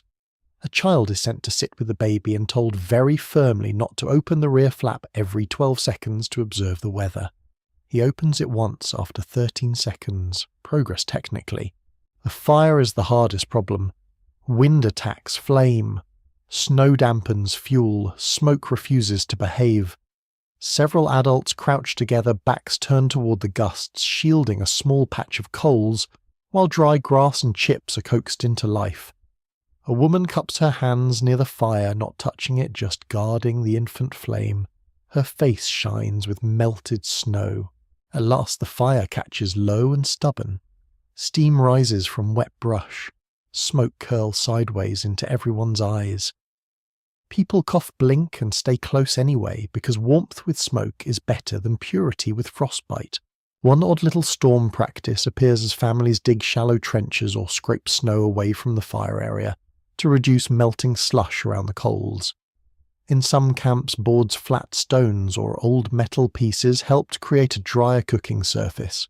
It looks like fussy housekeeping until you realise that a puddle under your fire is nature's way of saying dinner may be delayed indefinitely. The storm camp settles into cramped routines. Nobody travels, but nobody rests much either. Wet clothing must be managed. Children must be kept busy and warm. Animals must be guarded from wandering or crowding dangerously. Food must be rationed carefully because no one knows how long the storm will last. A delay of 1 night is tiring. A delay of 3 can become frightening. You stand beneath the wagon, cover and listen. Snow taps softly overhead, now less sharp than sleet, more smothering.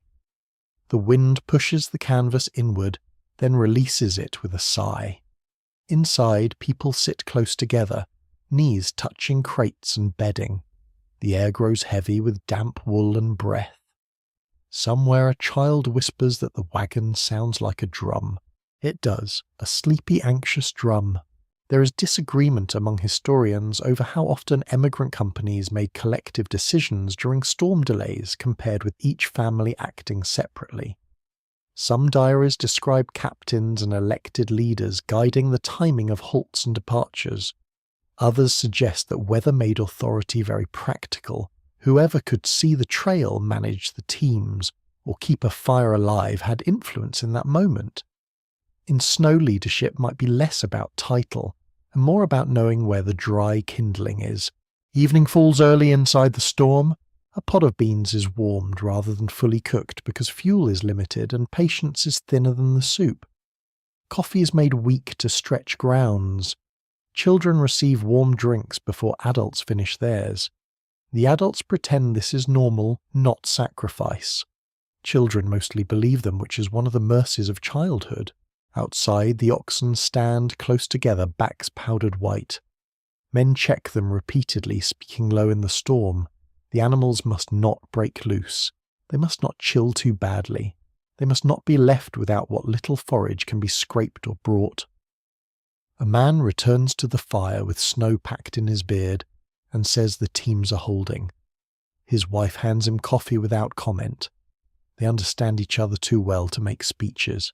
The night becomes a long listening. You listen for canvas tearing, for wheels shifting, for children coughing, for the cry of animals, for the wind changing direction. You listen to snow piling softly against wagon sides. Every sound seems important, though most are just weather being weather. Inside the wagon, families ration space as carefully as food. Damp outer garments are kept away from bedding if possible. Dry blankets are guarded. Someone tells a story in a low voice, partly to calm the children, partly to calm the adults who are pretending not to need it. The story wanders. A fox outsmarts a farmer. A foolish man mistakes a stump for a bear. The ending is not great, but nobody complains. Entertainment standards are flexible during storms. By morning, the snow is still falling. The world beyond camp has vanished beneath white folds. The trail is hidden, the ruts are gone, the horizon has been erased. No one moves out, the waiting continues. This second day is harder because hope has had time to become calculation. How much fuel remains? How much feed for animals? How wet are the blankets? How many more meals before the flour sack looks too flat? The questions move quietly from adult to adult. Yet routine halts. A fire is rebuilt. Bedding is shaken. Children stamp paths through the snow near camp under strict watch. Wet socks are turned. A cracked wagon cover is patched from inside with cloth and grease. A little girl laughs when snow slides from the canvas and lands on her brother's hat. For a moment the storm becomes funny, then the wind rises again and everyone remembers where they are. By the third morning the sky finally lightens. The clouds thin to a pale wash. Snow still lies deep in patches, but the wind has softened. People emerge from wagons blinking like burrow animals. Fires are stirred higher. Oxen shake themselves, sending white powder from their backs. The camp smells of smoke, damp cloth animals and relief. Travel will not resume easily. Wheels must be freed. Harness must be checked. Frozen ropes must be worked loose. The hidden trail must be found again. But the storm has passed, and the families have not scattered or frozen or burned through every scrap of fuel. You look back at the compacted snow around the wagons, the ash dark against white ground, the footprints circling fire pits and animal lines. This place has held fear, work patience and endurance. Nothing heroic from a distance, perhaps, just a storm camp, one of many. But while winter pressed down, the families answered with tied canvas, guarded coal-shed coffee, watched children and the stubborn decision to wait together until the world returned. The cough begins softly enough that nobody mentions it, a little clearing of the throat near the morning fire. A dry sound inside the wagon after sunset. One child coughing twice beneath a quilt while snow taps against the canvas overhead. On the trail, people try not to worry immediately, because there are too many reasons to worry already, and fear's exhausting to carry all day. But winter has a talent for turning small discomforts into serious companions. You notice the illness spreading quietly through camp over several days. A woman keeps her shawl tighter than usual. A boy who normally runs beside the wagon now rides silently among the bedding. One of the drivers pauses often to catch his breath after handling the oxen. The cold does not create every sickness, but it weakens bodies, slows recovery, and punishes anyone already tired from hunger, dampness, or endless travel. The air itself feels raw this morning. Every breath stings your nose. Frost coats the inside edge of the wagon flap. Smoke from the fire hangs low because the wind has died again, leaving camp wrapped in a grey stillness that smells of ashes, coffee, wet wool, and sickness beginning to settle in. You crouch near the fire while a kettle boils. Steam drifts upward in soft clouds. A woman nearby tears strips from an old cloth and dips them into warm water to place against her daughter's chest. The girl's face is pale except for bright fever spots high on her cheeks. She stares sleepily at the flames while her mother smooths damp hair from her forehead. Medical trouble on the Oregon Trail was constant, and respiratory illnesses became especially dangerous during cold weather. Exposure, poor nutrition, crowded sleeping conditions, wet clothing, exhaustion, and smoke-filled air all added strain to the body. Pneumonia, influenza, bronchitis, and fever illnesses could spread quickly through wagon camps where families lived pressed close together for warmth. The irony is cruel. The same closeness that keeps you warm at night also passes coughs from blanket to blanket. Inside one wagon, a grandmother breathes with a faint wheezing whistle. Each inhale sounds difficult, as though the cold air itself has thickened.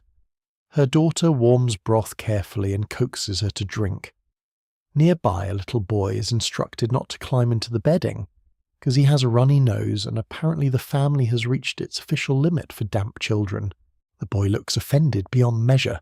There is very little privacy in sickness out here. Illness becomes part of camp life. People hear the coughing. They notice who does not emerge at dawn. They pass remedies quietly from wagon to wagon. Dried herbs, vinegar mixtures, onion syrup, camphor, whiskey if available. Advice travels just as fast as disease and not always more accurately. One peculiar remedy catches your attention when a man insists that rubbing goose grease onto the chest will help break congestion. Another traveller swears by mustard plasters. Someone else recommends sleeping with heated stones wrapped in cloth near the feet to keep the body strong against fever. Frontier medicine often balances somewhere between practical comfort and hopeful improvisation, occasionally both at once. You watch a woman warm bricks near the fire, then wrap them carefully before placing them beside a sick child beneath blankets. The child sighs softly at the heat. Whether the bricks cure anything is uncertain. Whether they bring comfort is obvious. There remains considerable discussion among researchers about how much emigrant mortality increased specifically from winter exposure versus diseases already spreading through wagon companies. Many deaths resulted from layered causes rather than one dramatic event. A person weakened by diarrhea, hunger, stress, or exhaustion could become far more vulnerable once freezing nights arrived. The trail rarely offered simple explanations. The camp moves slowly today because several people are ill. Wagons creak forward through frozen ruts while coughing drifts from beneath the covers. Men walk beside the teams with scarves wrapped over noses and mouths. Children are quieter than usual. Even the ordinary sounds of travel seem muffled by concern. At noon, the company stops beside a narrow creek lined with bare cottonwoods. Thin ice trembles along the edges of the water. Fires are built quickly because warmth now feels medicinal. People gather close, holding cups of broth or weak tea. One woman dries a feverish child's stockings beside the flames, while another wrings out a cloth in warm water. The smells around the fire are different now. Not only bacon grease and coffee, but vinegar, damp fabric, smoke, and that faint, heavy scent of illness that settles into crowded spaces. It is not dramatic, just human. Tired skin, stale air, fever, sweat, and wool blankets used too many nights in a row. You notice how carefully people guard dryness. Wet clothing is dangerous enough for healthy bodies. For the sick, it becomes frightening. A woman unwraps a child's feet and gasps softly at how cold the toes feel. She rubs them briskly, then slides warm, dry stockings onto the tiny feet while murmuring reassurance. Nearby, another traveller hangs shirts near the fire despite the risk of sparks, because the alternative is letting dampness stay trapped against skin. A trapper passing the camp shares an odd bit of advice about sleeping with onions sliced inside socks to draw sickness downward through the body. No one seems entirely convinced, though one exhausted father mutters that at this point he would willingly wear a cabbage hat if guaranteed decent health. Honestly fair. The nights become the hardest part. Coughing echoes softly through the darkness. Someone wakes repeatedly to check a fever. A mother places her hand against a child's forehead, every hour as if trying to measure hope itself. The wagon air grows stale from closed flaps and gathered bodies, yet open in the canvas risks freezing draughts. Families balance ventilation against warmth in endless little calculations. You lie awake listening to it all, wind brushing canvas, coals settling outside, the creak of wagon wood, the rough uneven breathing of a sick traveller nearby. Every sound feels magnified at night. One old man dies quietly 3 wagons over near dawn. There is no dramatic speech, no final orchestral swell from the heavens, just silence where breathing used to be. The camp moves carefully around the grief, because the trail allows very little pause. A blanket is folded, voices lower, coffee still has to be boiled, oxen still must be harnessed. That ordinary continuation somehow feels sadder than ceremony. Several academic writers have questioned how emigrants emotionally managed repeated illness and death during long migrations without collapsing into despair. The answer appears to be routine, chores, prayer, shared work, tiny comforts, the next meal, the next fire.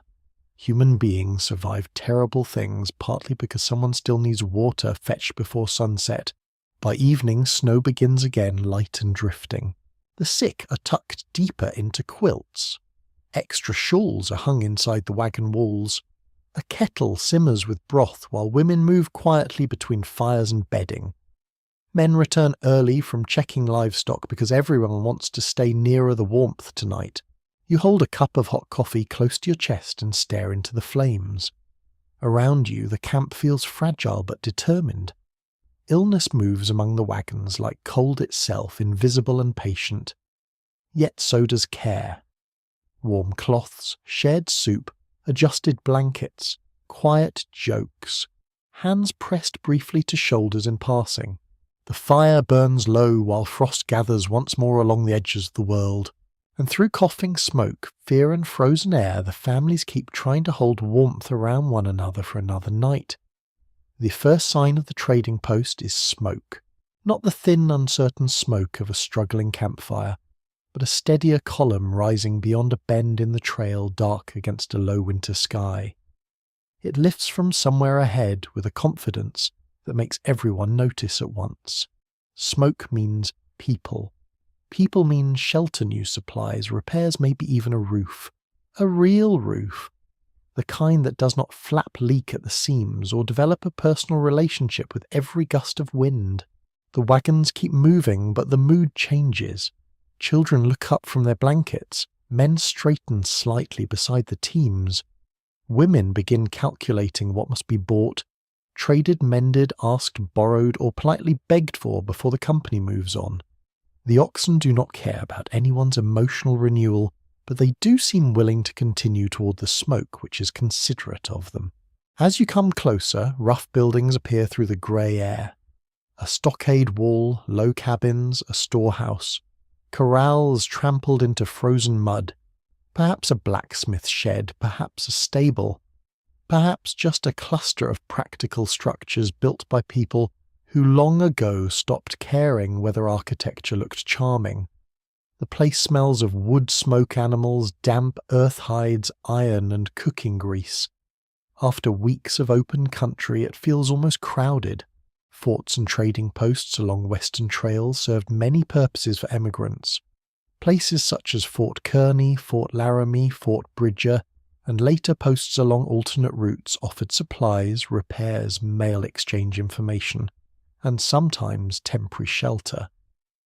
Not all were equally comfortable or equally affordable, but to a cold family with cracked harness, damp blankets, and tired children, even a rough post could feel like civilization wearing a wool cap.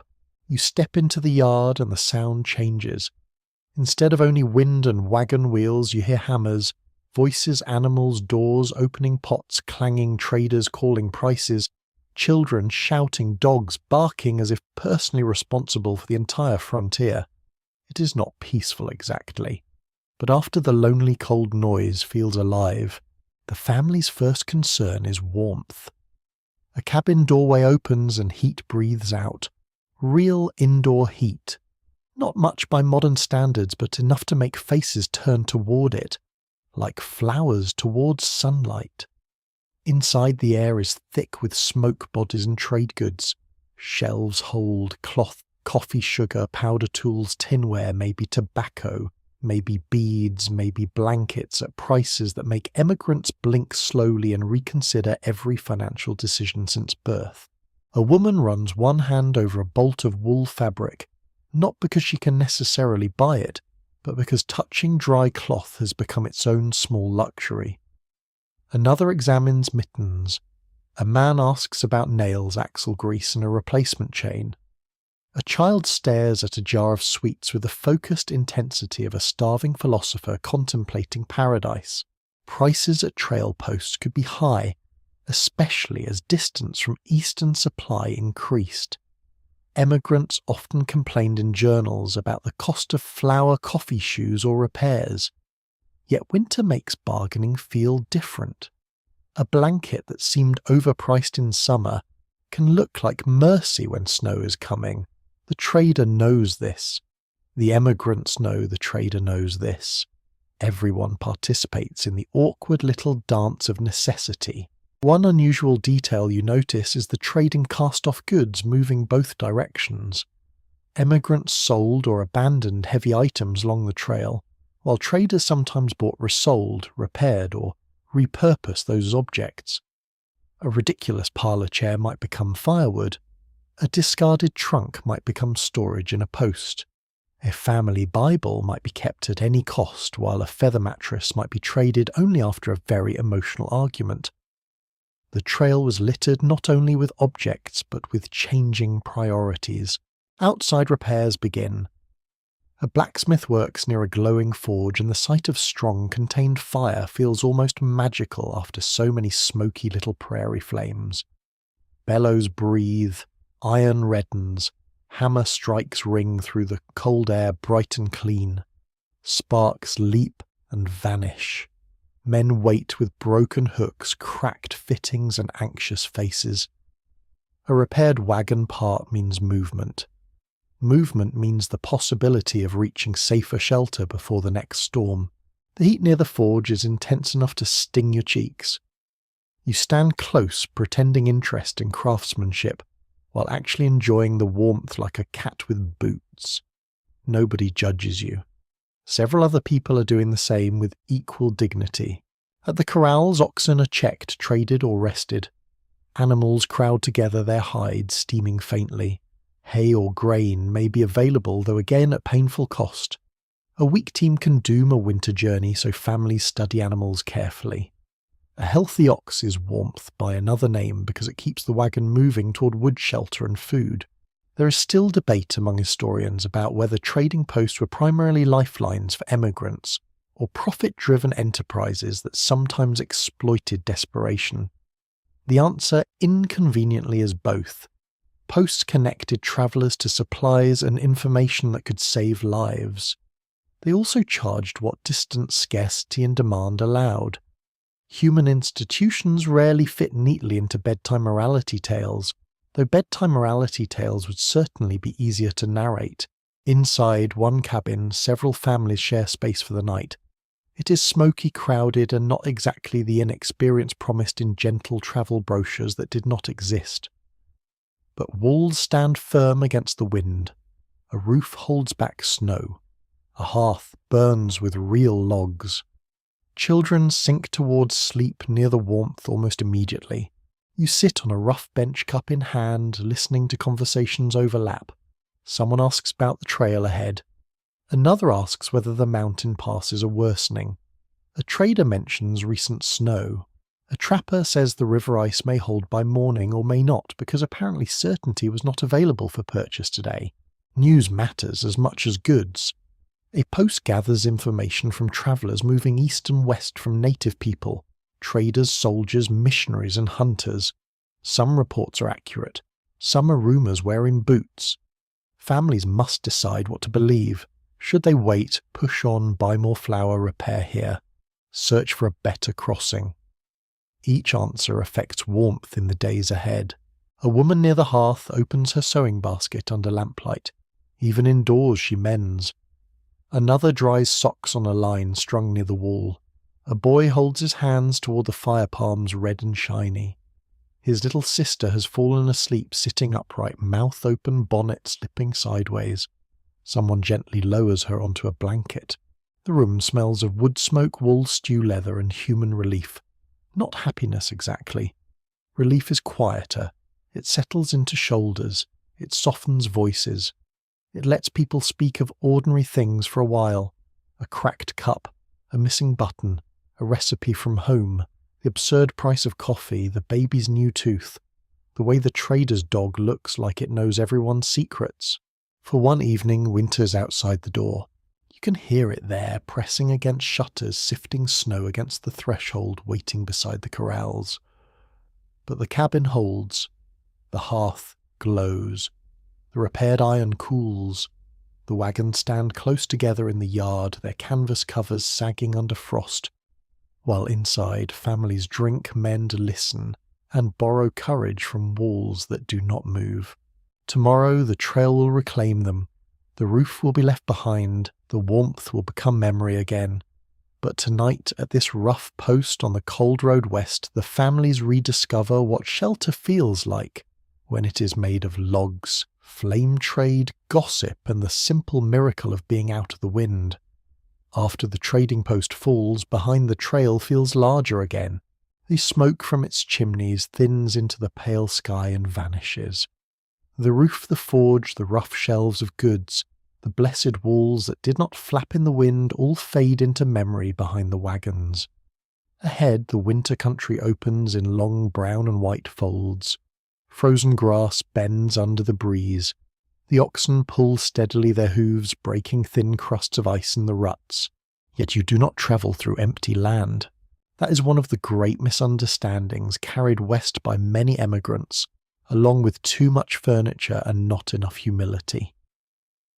The Oregon Trail crossed homelands, hunting grounds, trading routes, river crossings, and seasonal landscapes known deeply by indigenous nations long before wagon wheels cut through the grass.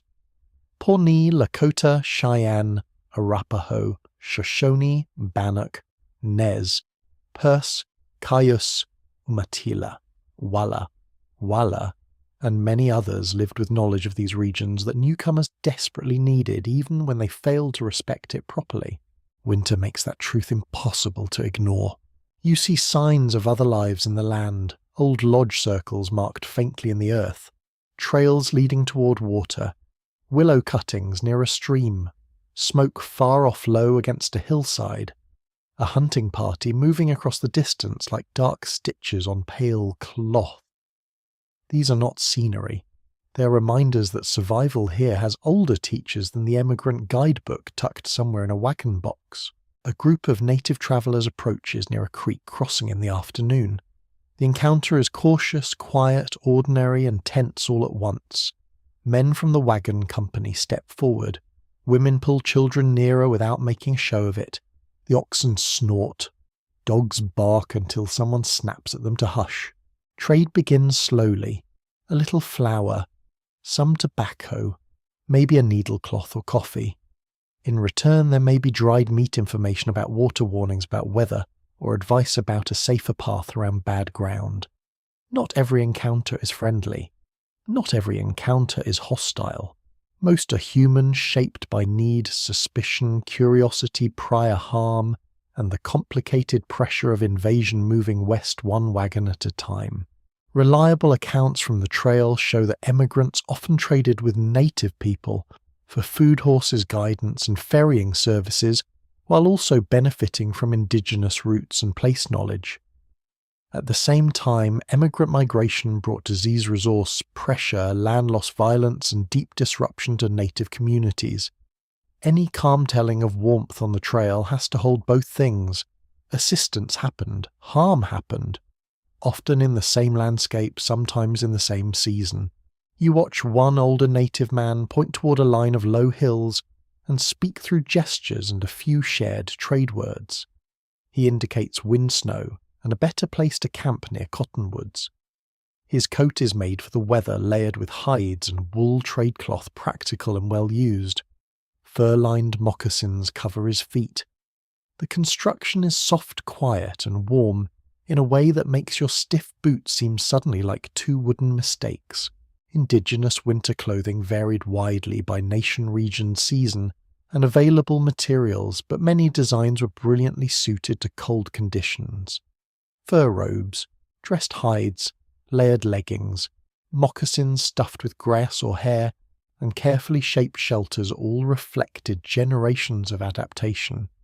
You begin to understand that warmth is not just an object, it is knowledge passed through hands.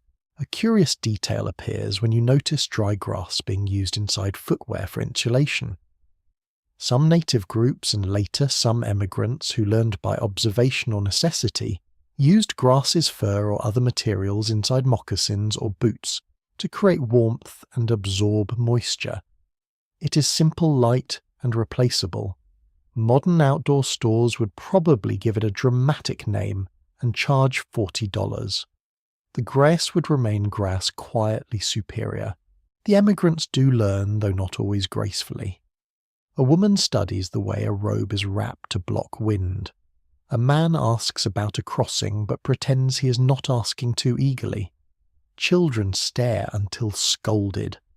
Someone offers coffee, and the bitter smell rises in the cold air as cups pass between hands. There is an old argument among scholars about how much emigrant survival depended on indigenous knowledge that later settler stories minimized or erased. Some emphasize maps, guidebooks, military roads, and emigrant organization. Others point out that many routes, crossings, food sources, and weather warnings were known through native presence and exchange. Standing here in the winter wind, watching newcomers listen carefully to people who know the land, the second point feels hard to dismiss. The creek is partly frozen and crossing it takes time. Native advice helps identify the firmer bank downstream where animals can climb without slipping badly. Men test the ice with poles. Oxen snort and resist. Wheels grind over frozen mud. The water beneath the broken surface is black and swift, making a cold sound that tightens the stomach. A native woman nearby watches the emigrants wrestle a wagon forward, expression unreadable. Perhaps she's concerned, perhaps amused, perhaps both. It is entirely possible to feel compassion for foolish strangers while also noticing they're very bad at winter. Once across, the wagons halt in the sheltered place that was recommended. Cottonwoods rise bare and pale against the evening sky. Their branches rattle softly in the wind. There is enough deadwood nearby for a better fire than usual, and the relief is immediate. Men gather branches, children drag smaller sticks. Women begin supper near a flame that grows stronger than any the campers had in days. The difference is enormous. Real wood crackles richly. Sparks rise bright. Heat spreads wider. A kettle boils faster. Wet gloves steam. People speak with more ease. The family who received dried meat adds pieces to the pot, and soon the stew smells deeper, savoury and comforting. The cold still surrounds the camp, but the cottonwoods break the wind and the fire feels almost generous. You sit beneath the trees and think about knowledge as warmth. Knowing where wood grows, knowing which valley traps cold air, knowing when clouds mean danger, knowing how to wrap a robe so wind cannot slide inside, knowing what plants burn, what tracks mean, what crossing holds, what shelter shape sheds snow. These things do not glow like fire, but they keep people alive all the same. The family settle into camp with unusual gratitude. A baby sleeps against a mother's chest. A boy holds a strip of dried meat and chews slowly, eyes half closed. The oxen stand out of the worst wind. Somewhere beyond the cottonwoods, the native travellers have moved on their form, shrinking into dusk with the ease of people who belong to the land far more deeply than the wagon company passing through it. You remain by the fire as darkness gathers. The branches overhead click softly. Smoke rises into a clearer sky. The stew thickens. Blankets are shaken out. Someone murmurs that this is a good camp, and nobody argues. It is good because someone knew where to stop. And as warmth spreads from the stronger fire and the wagons rest in the shelter of winter trees, you feel how survival on the trail is not only what families carry west, but what they are willing to learn along the way. The first sign that travel may have to stop is not dramatic. No thunder cracks. No one shouts that all hope is lost. The wagons simply slow until movement becomes a question. Snow lies deeper ahead, drifted across the trail in pale ridges. The ruts disappear beneath a smooth white sheet. The oxen lower their heads and push forward, but their steps grow heavy. Wheels sink. Men lean into spokes. Women watch the sky with the expression of people trying to read bad news before it is spoken. By afternoon, the decision arrives. The company will not push farther today, perhaps not tomorrow, perhaps not for several days. You stand beside the wagon while cold wind moves over the open ground, and you feel the meaning of that choice settle around camp. A halt in fair weather can be rest. A halt in winter can become a race against exposure. If the wagons cannot move, then warmth must be built in place. So the families begin making a temporary home from whatever the land allows. The first shelters are simple. Wagons are turned to block wind. Canvas is tightened and repaired. Extra cloth is stretched between wheels. Brush is dragged into piles. Snow is shoveled or kicked into low banks around the most exposed sides, not enough to bury anything, just enough to slow the wind. People work with numb fingers and lowered heads, because there is no point arguing with weather unless you enjoy losing. Near a patch of willows, men cut poles with axes. The strokes sound dull in the cold air. Chips scatter across snow. Women and older children gather brush grass and fallen branches. A lean shelter begins to take shape against one wagon, its frame sloping downward from the side like a rough wing. Over the poles go canvas scraps, blankets too worn for bedding and brush packed thickly to slow the wind. It is ugly, crooked, smoky, and immediately beloved. Temporary shelters were common across frontier travel when weather illness repairs or impassable ground forced families to stop. Emigrants used tents, wagon covers, brush shelters, dugouts, abandoned cabins, and improvised lean shelters, depending on terrain and materials. In winter, even a crude windbreak could make the difference between a miserable night and a dangerous one. You help carry armloads of brush. The stems scratch your gloves and leave a resinous smell on your sleeves. Snow clings to your trouser cuffs. Your breath comes hard from the effort, but exertion warms you better than standing still. Around you, the camp becomes busy in a new way. Not travel busy, settlement busy. As if the whole wagon train has briefly become a tiny village built by tired people with very low architectural standards. One family starts digging into the side of a low bank where earth is not completely frozen. The work is slow and frustrating. Picks strike hard ground, shovels scrape more than cut. But a shallow dugout or earthbank shelter can hold warmth better than canvas alone, especially if covered with poles, brush and soil. The earth itself becomes insulation, not cosy cottage insulation. More like sleeping partly inside a cold potato. Still it blocks wind. A quirky frontier trick appears when someone stuffs cracks in a shelter wall with a mixture of mud grass and cloth scraps. The mud freezes in place overnight and seals gaps better than expected. It also makes the shelter smell like wet earth and old laundry, which is not ideal, but winter survival rarely smells like lavender. You crawl into one nearly finished shelter after sunset. The entrance is low, forcing everyone to duck. Inside, the air feels close and smoky. Brush walls rustle softly when wind presses against them. A small fire burns just outside the opening, its heat directed inward by a crude reflector made from boards and stacked goods. The warmth is uneven. One cheek feels toasted while your back remains committed to suffering. Still, compared with open wind, the shelter feels miraculous. There is debate among frontier historians about how often overland emigrants built dugouts during temporary halts versus relying mainly on wagons and tents. Much depended on location, time, soil tools, and the expected length of delay. A family halted for one night would not dig a chamber from frozen earth. A party trapped by storms for weeks might do almost anything that promised warmth. Need decides architecture faster than taste ever could. As night falls, the camp glows with small fires tucked behind windbreaks. Smoke drifts low beneath clouds. Shelters cluster around wagons like nests made from canvas, brush, and stubbornness. Children are fascinated at first, then disappointed to learn that sleeping in a new shelter does not mean bedtime rules have been cancelled. A boy crawls into a brush-lean shelter and declares it a fort. His mother says forts still require dry socks.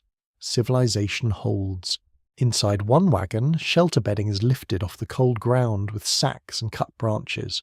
Straw, if available, is spread beneath blankets. Spare clothing fills gaps along the base.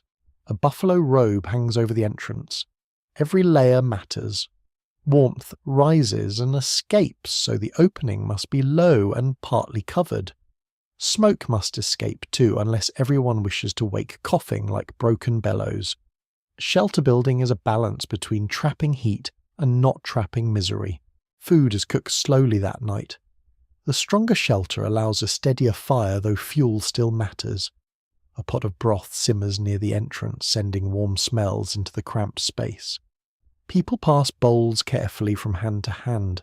Steam fogs the dim air. A baby sleeps against a mother's breast.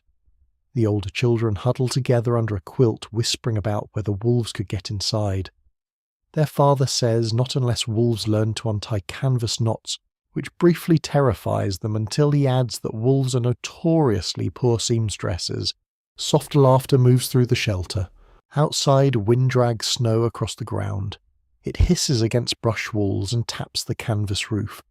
The sound is intimate, almost sleepy, because the shelter changes it from threat to background. You can still feel cold through the floor. You can still smell smoke in your hair and damp wool against your shoulders, but the wind no longer reaches you with full hands. By morning, frost rims the entrance. The mud packed into cracks is frozen solid. The shelter looks even uglier in daylight, sagging a little on one side, but it has survived the night. So have the people inside. The halted camp grows more organised over the next day. Paths are tramped between wagons, fires, animal lines, and shelters. Fuel is sorted under covers. Wet clothing is assigned places to dry. Children learn where not to step. Men improve the roof pitch on one lean shelter so snow slides off instead of collecting heavily. Women rearrange bedding to protect the sick and smallest sleepers. The camp becomes temporary, but not careless. This is the strange transformation winter forces. A journey becomes a settlement. A wagon becomes a wall. Brush becomes a room. Mud becomes caulk. Snow becomes windbreak. People who meant only to pass through the land must pause and make a small claim against the weather. You stand at the edge of camp in the late afternoon and look back at the shelters huddled around the wagons. Smoke rises from low fires. Oxen shift near a rough barrier of branches. Children stomp through packed paths. Adults move slowly but with purpose. No one would choose to live this way for long. Yet for now, these crooked winter homes hold warmth where there was only wind. They prove that survival is often not a grand invention, but 100 small adjustments made with cold hands before dark. The singing begins after supper. Not loudly. Nobody in camp has the energy for grand performance anymore. The sound starts with one tired voice near the fire, low and wavering beneath the wind. Another voice joins from somewhere inside a wagon shelter. Then another. The melody drifts slowly through camp while sparks rise into the dark like tiny wandering stars. You sit wrapped in blankets beside the fire and listen. The song is old familiar to some travellers and completely unknown to others, but that hardly matters. People hum along anyway. Children lean sleepily against parents. One man taps his fingers against a tin cup to keep time. The oxen nearby continue chewing with profound indifference to musical culture. Winter camps need warmth for the body, yes, but they also need warmth for the mind. Endless cold wears at people in strange ways. It narrows thoughts, it shortens tempers, it makes every mile feel heavier. Families on the Oregon Trail fought winter not only with fires and blankets, but with stories. Prayers, games, teasing, songs, habits and rituals small enough to carry in memory. You notice how the mood changes around the fire once people begin talking instead of merely enduring. A woman laughs softly while describing the enormous stove she hopes to own someday in Oregon. A boy insists he will sleep beside a fireplace every night forever. His sister says he snores too much to deserve luxury. The boy retaliates by claiming she smells like buffalo chips. Their mother tells them both to hush, while trying unsuccessfully not to smile. Emigrant diaries frequently mention singing, reading aloud, storytelling and prayer gatherings during evenings on the trail. These activities offered comfort, distraction, and a sense of continuity with home life. Even exhausted travellers still carried hymn books, fiddles, Bibles, joke stories, cards, and treasured memories because emotional survival mattered almost as much as physical endurance. The fire crackles softly, coffee warms in a blackened pot. Snow reflects faint moonlight beyond the wagons, turning the whole prairie silver blue. Inside the brush, shelters and wagons' shadows move gently against canvas as people settle for the night. One older man produces a fiddle from a wrapped cloth case, with the solemnity of a magician revealing forbidden treasure. The instrument looks weathered and slightly crooked, which honestly makes it more trustworthy. He tunes the strings while everyone waits through the painful squeaks with admirable patience. Then at last the music comes. Thin at first, then warmer. The notes drift through the cold air and settle over camp like another blanket. A child begins dancing in oversized boots near the fire until she slips in snow and lands directly in a pile of brush. She emerges furious and embarrassed while the adults fail completely to hide their laughter. Even she starts laughing eventually, though, with the expression of someone planning future revenge. Humor matters more than people admit. You hear it constantly on the trail. Quiet jokes about bad coffee, sarcastic remarks aimed at frozen boots, complaints about oxen delivered with theatrical despair, tiny bits of comedy stitched into misery like bright thread into worn cloth. Without humour, winter would feel endless. With humour, winter still feels endless, but at least occasionally ridiculous. One strange little pastime appears when several children begin making shadow animals against the inside of a wagon canvas using firelight. Hands become wolves, rabbits, birds, and one deeply unconvincing bear. The youngest children gasp with delight anyway. It costs nothing. It warms no fingers directly. Yet somehow the whole wagon seems less cold while they laugh. There is ongoing discussion among cultural historians about whether later pioneer memories softened the emotional harshness of trail life through nostalgia. Some memoirs written decades afterward describe singing around fires and cheerful gatherings with glowing affection. Earlier diary entries often sound more tired, hungry, and frightened. Memory, like a quilt, sometimes smooths rough patches over time. Still, the laughter was real too. Hardship and warmth can occupy the same evening. A woman opens a Bible near the fire and reads aloud by lantern light while snow drifts quietly beyond the camp. Her voice is calm and measured. Some listen closely. Others simply absorb the rhythm of human speech. The words matter, but so does the sound of steadiness itself. Prayer circles are common in many emigrant camps, not always formal. Sometimes just a whispered blessing before sleep. Sometimes hymns sung through chattering teeth. Faith offered structure when weather and distance stripped away certainty. A person might not know whether the next river crossing would succeed, but they knew the prayer spoken before supper. Familiar words could warm frightened minds the way broth warmed empty stomachs. Nearby, a teenage boy carves tiny shapes into a scrap of wood with a pocket knife. The curls fall onto his blanket. He says he is making a whistle, though at present it resembles a potato with emotional damage. Still, the carving keeps his hands moving and his thoughts occupied. On the trail idle fear can grow quickly in darkness. The fire settles lower. People draw closer around the coal's shoulders, nearly touching. A kettle lid rattles gently. Smoke twists upward through cold air, carrying the smell of sagewood wool and damp earth from the nearby shelters. Beyond the firelight, the prairie stretches silent and frozen, vast enough to swallow thought itself. Yet here in the circle, small traditions hold the night together. One woman braids her daughter's hair before bed because she says tangled hair becomes misery by morning. Another family shares roasted bits of corn saved for a special evening. A father tells the same exaggerated story about a fish from back east for perhaps the 50th time, each version somehow larger than the last. Nobody corrects him anymore. The fish has become folklore. You realize warmth is spreading through camp in ways that cannot be measured by fire alone. Conversation softens fear. Music slows breathing. Familiar routines anchor people against uncertainty. A joke told at the right moment can warm a frozen spirit more effectively than a weak blanket. The fiddler begins another tune slower this time. Several people hum along quietly. Children droop against adults half asleep. One little boy mumbles that he can still hear the music inside his boots, which may be poetic genius or simple exhaustion. Probably both. The lantern light flickers against wagon covers. The stars sharpen overhead, where clouds have finally broken apart. Frost creeps silver along the edges of blankets and wheel rims. Winter has not gone anywhere. It waits just outside the circle, patient as always. But tonight the families answer it with stories, songs, prayer-teasing music, and the steady, stubborn act of gathering close together.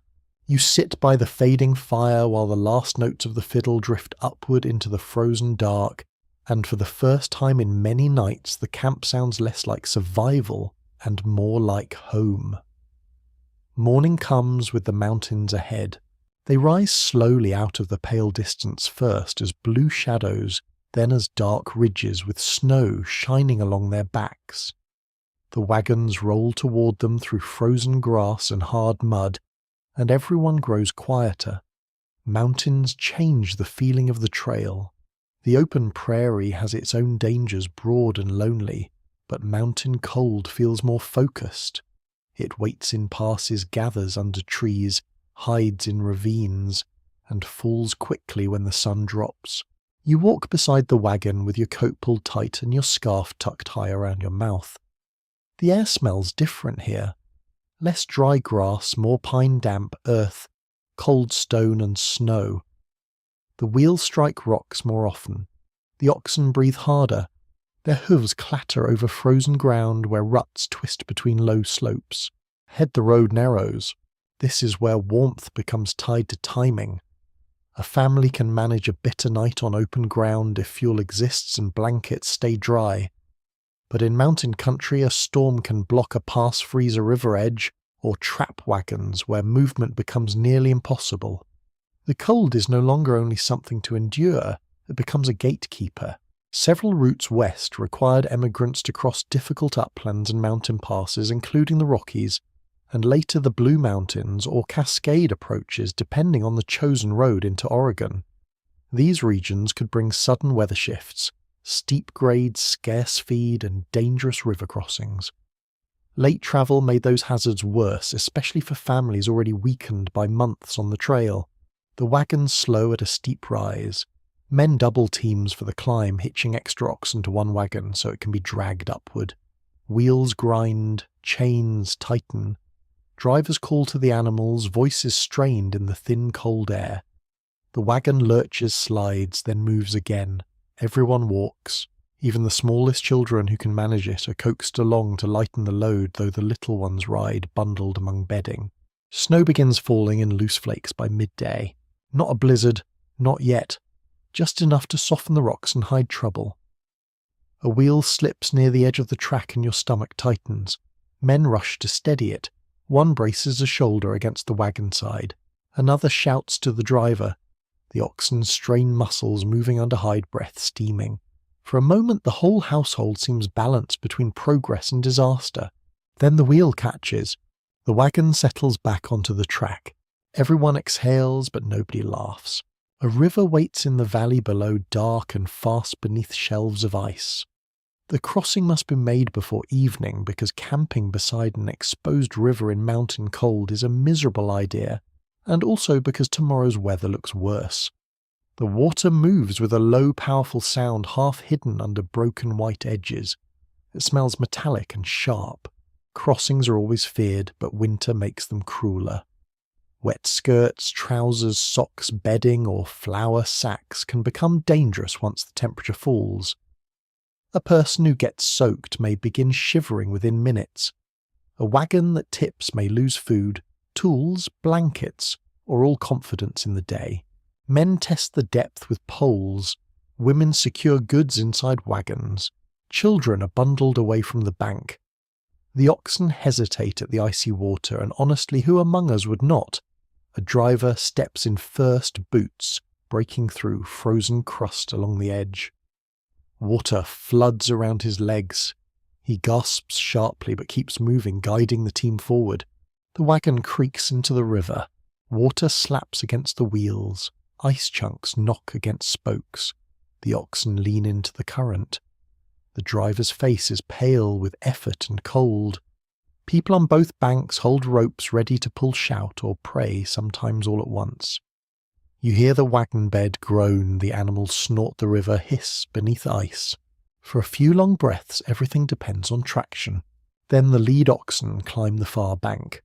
The wagon follows with a heavy sucking sound from mud. People cheer softly, not loudly enough to waste breath, but with real relief. One crossing done, more remain. History does love a sequel, unfortunately. A strange mountain habit appears that evening when soaked boots are packed with dry grass and set near the fire to draw moisture without scorching the leather. Some travellers also filled wet footwear with warm stones wrapped in cloth, turning boots into little ovens of cautious optimism. Too much heat could ruin them, so the process required patience. Patience, of course, is easy to recommend when your toe's not making legal complaints. Camp is made among pines, and the difference in fuel feels luxurious after open plains. Branches snap under axes. Wood smoke rises thick and fragrant. The fire burns hotter, brighter, more confidently. People gather close, holding wet hems and sleeves toward the heat. Steam lifts from clothing in ghostly ribbons. The smell of damp wool fills the camp. Yet mountain wood brings new problems. Sparks fly, resin pops, a branch explodes with a sharp crack and everyone flinches. One ember lands near a blanket and a woman stamps it out with the weary precision of someone who has prevented 12 disasters today and expects 3 more before bed. The conversation among trail historians remains unsettled over whether emigrants feared mountain cold more than plain storms, or whether later memory magnified mountain crossings because they felt more dramatic. Diaries suggest both fears were real. The plains could freeze a person slowly through exposure and scarcity. Mountains could concentrate danger into steep grades, icy water, falling snow and narrow choices. One does not need to crown a champion of misery. There is plenty for everyone. Night in the mountains is colder than the day promised. The air drops sharply once sunlight leaves the ridges. Shadows fill the camp early. Snow on the slopes glows faintly under moonlight while the trees stand black and still. The wagons are drawn close. Fires are kept alive longer than usual because wet clothing must dry and bodies must recover from the river. A woman ladles hot broth into cups. The liquid smells of meat, scraps onion and smoke.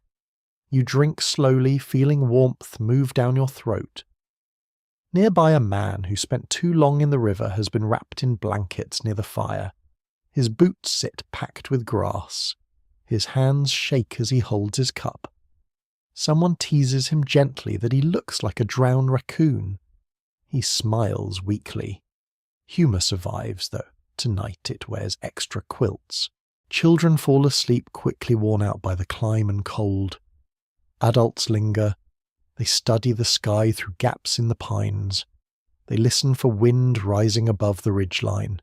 They talk quietly about tomorrow's pass, tomorrow's descent, tomorrow's river, tomorrow's possibility of snow deep enough to stop the wheels. You sit with your back against a wagon wheel, the wood cold through your coat, and watch flames climb through pine branches. The heat warms your face while the mountain night presses cold against your shoulders. This is the trail at its sharpest beauty and danger sharing the same breath. Stars glitter above snowfields. The river murmurs below. The fire crackles, and beyond its light the slopes vanish into darkness. By morning the families will climb again. They will wrap wet things, tighten harness, lift children, double teams, and coax wagons through the frozen ribs of the land. They will carry warmth in cups, blankets, bodies, coals, and stubborn memory. The mountains will not care. The mountains never do. But beside the fire with pine smoke in your hair and cold stars overhead, you understand that every mile now is earned against weather that can turn deadly in a single afternoon. And still the wagons face west. The dog sleeps nearest the fire, not because anyone formally assigned him the position, but because he claimed it through determination and years of experience being smarter than several humans in camp. He lies curled tightly beside a log tail over nose one eye half open in case food appears, or someone drops bacon by divine accident. Around him the other animals settle into the cold evening with varying degrees of patience. The oxen stand close together beyond the wagons, their huge bodies dark against the snow. Horses stamp and toss their heads, steam lifting from their nostrils. A mule pins its ears back at absolutely nothing, simply maintaining professional standards. Chickens rustle faintly inside a crate beneath canvas. Somewhere farther off, a cow lows softly into the dark. You realise that warmth on the trail does not belong only to people. Animals are part of the whole fragile system. They pull wagons, carry loads, provide food, warn of danger, offer companionship, and sometimes lend heat itself through sheer body presence. If the animals weaken, the families weaken with them. Oxen remain the steady heart of the migration. Their pace is slow, but their endurance keeps the wagons moving through mud, snow, river crossings, and mountain grades. Horses may look finer, but oxen tolerate rough forage and harsh conditions better in many cases. Families depend on them so completely that evening camp routines revolve around animal care almost as much as human comfort. You walk toward the oxen with one of the drivers carrying armfuls of sparse forage. The snow crunches beneath your boots. The animals turn their broad heads slowly as you approach. Their breath smells warm and grassy, surprisingly comforting in the freezing air. Frost clings to the hair around their mouths. One enormous ox presses his nose against your sleeve, searching for food, with the hopeful confidence of every large herbivore in history. The driver laughs quietly and pushes the nose aside. Feed must be managed carefully now. Winter grass is thin, snow hides what remains. Some emigrants carried grain or feed stores for emergencies, but supplies were limited and heavy. Animals often had to scrape for forage beneath snow, or survive on rough grazing during halts. A starving team could not pull a wagon far. People knew this with terrible clarity, so each evening men and older boys fan out searching for anything usable: dry grass near riverbanks, willow branches, cut brush. Hay bought at absurd prices from settlements when available. Every mouthful matters.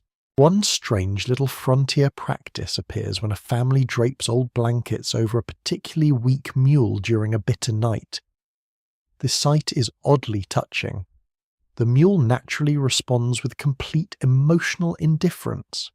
Still, travellers sometimes covered sick or exhausted animals with robes, canvas, or spare cloth during severe cold, especially if losing the animal would cripple the journey.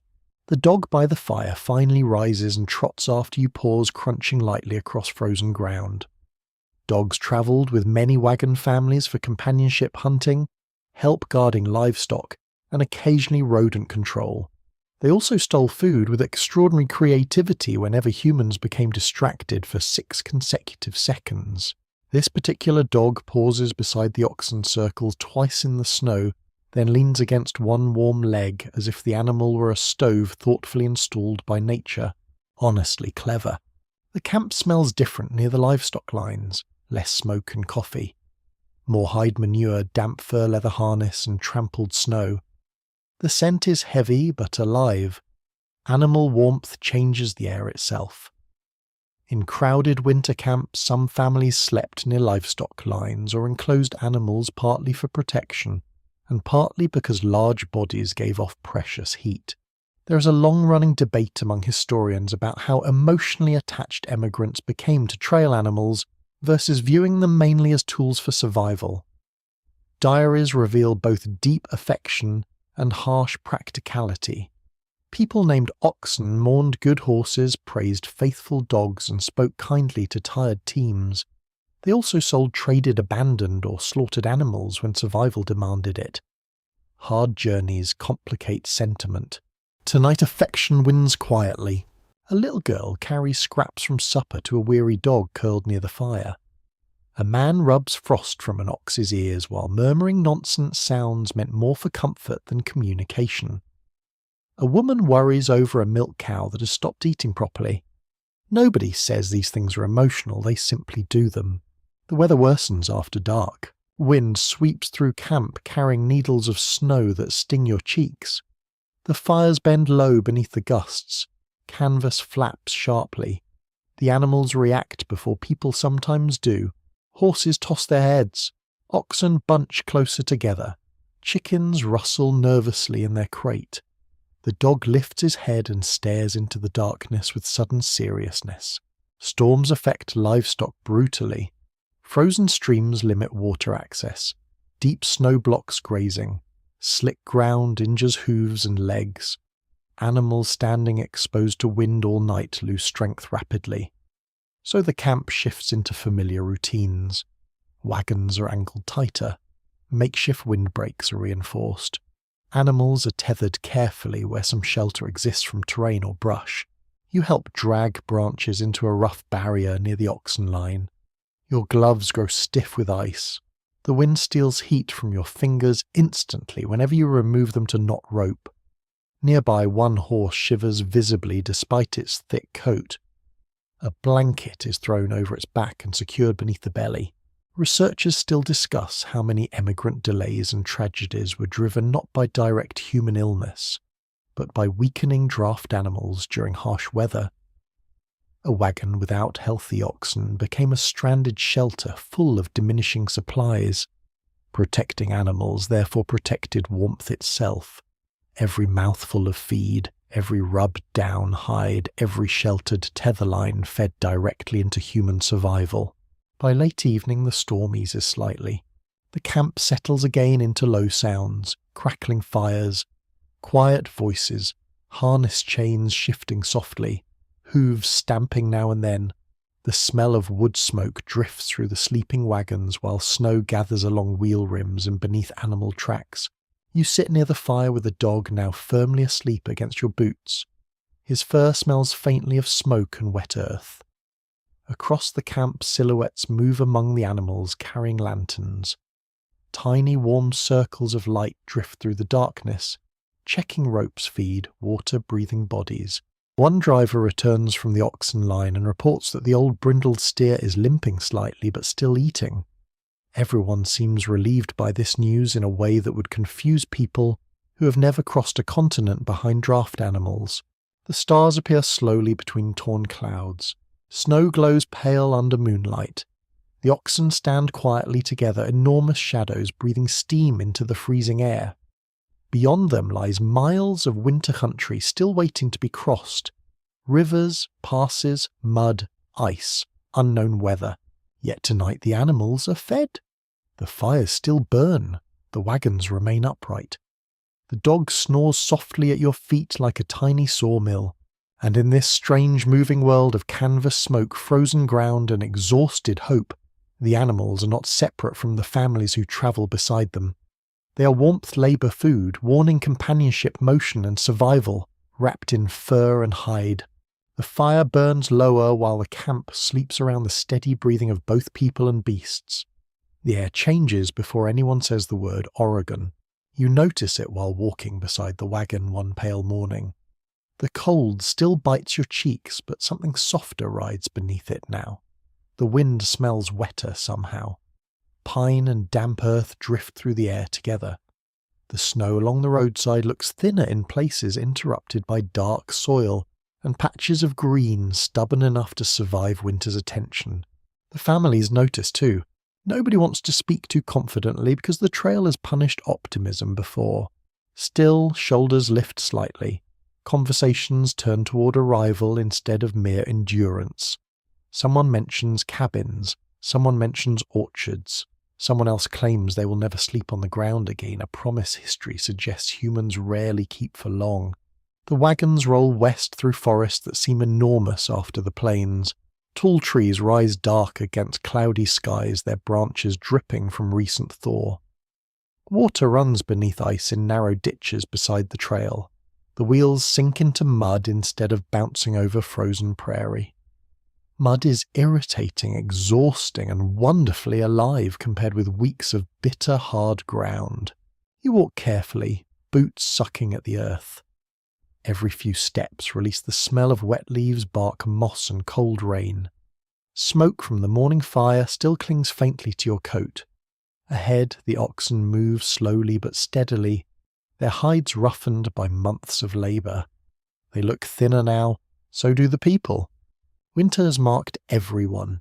Coats hang looser, faces appear sharper, hands are rough with cracks and scars, quilts are patched beyond dignity. Yet the company still moves together. That alone feels remarkable. By the later years of the Oregon migration, many emigrants aim to reach the Willamette Valley and surrounding settlements before severe winter weather blocked routes entirely. Timing mattered desperately. Families delayed too long in the mountains risked snowbound trails, exhausted livestock, dwindling supplies and exposure. Reaching lower, wetter western country before the worst storms often meant survival. At midday, the company halts near a stream lined with cedar.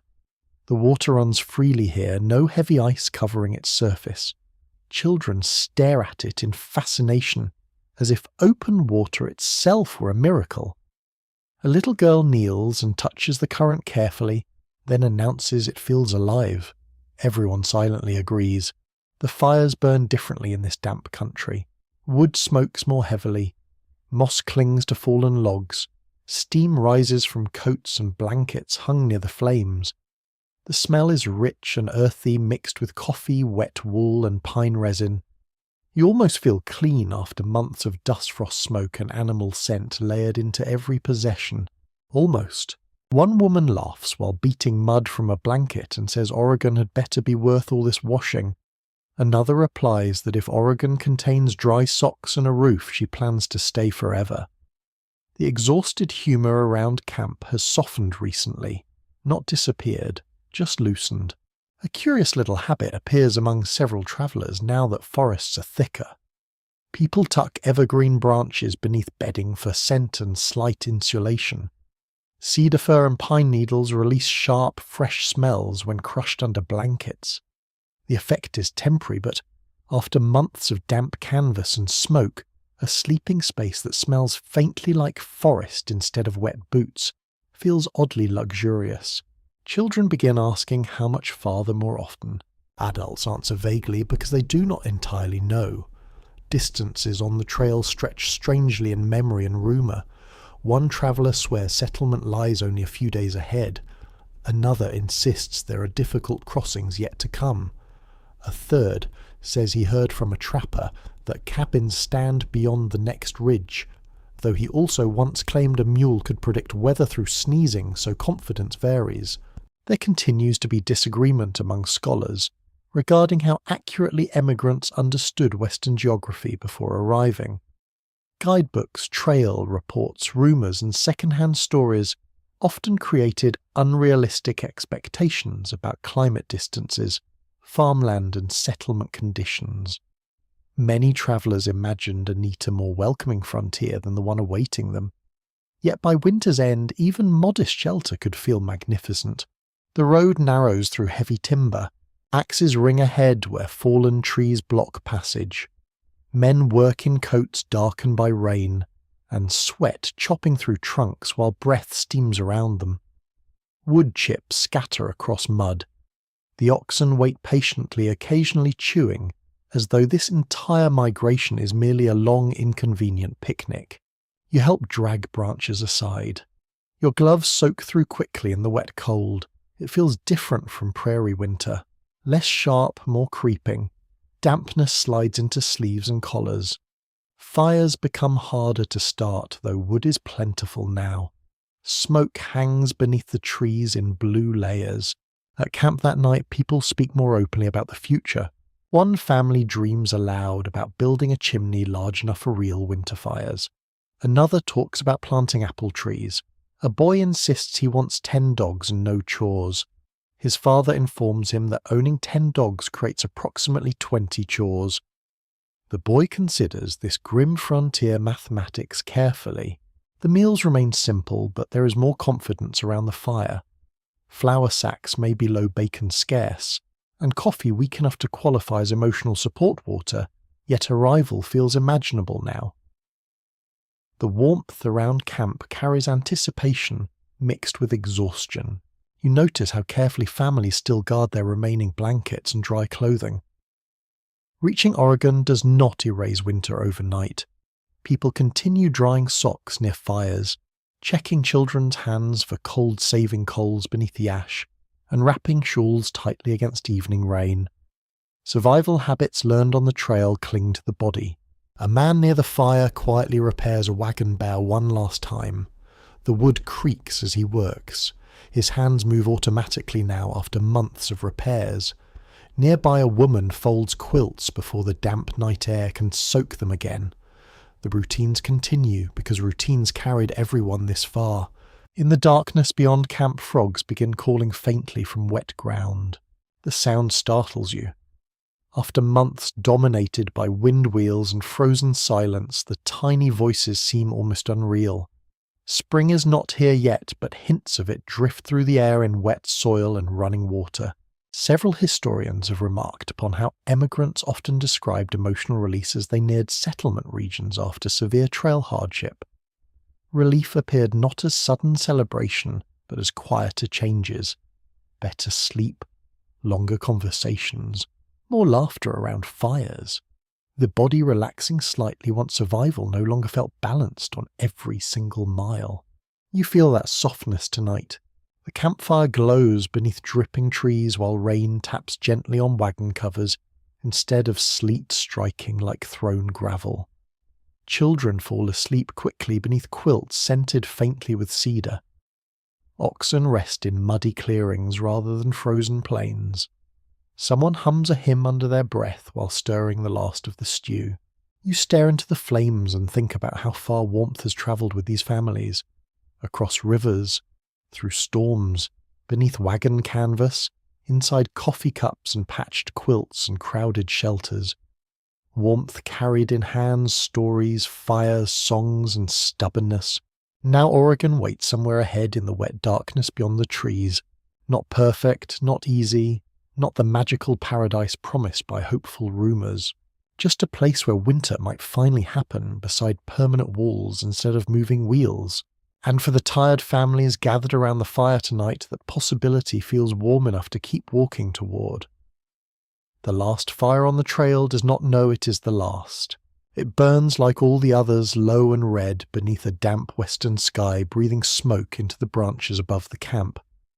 People gather round it with the same old movements, hands extended, blankets pulled close, boots angled toward the warmth, tin cups held carefully, children drowsing in laps, oxen standing beyond the wagons, dark and patient in the wet grass. But something has changed. The families feel it, even if no one says much.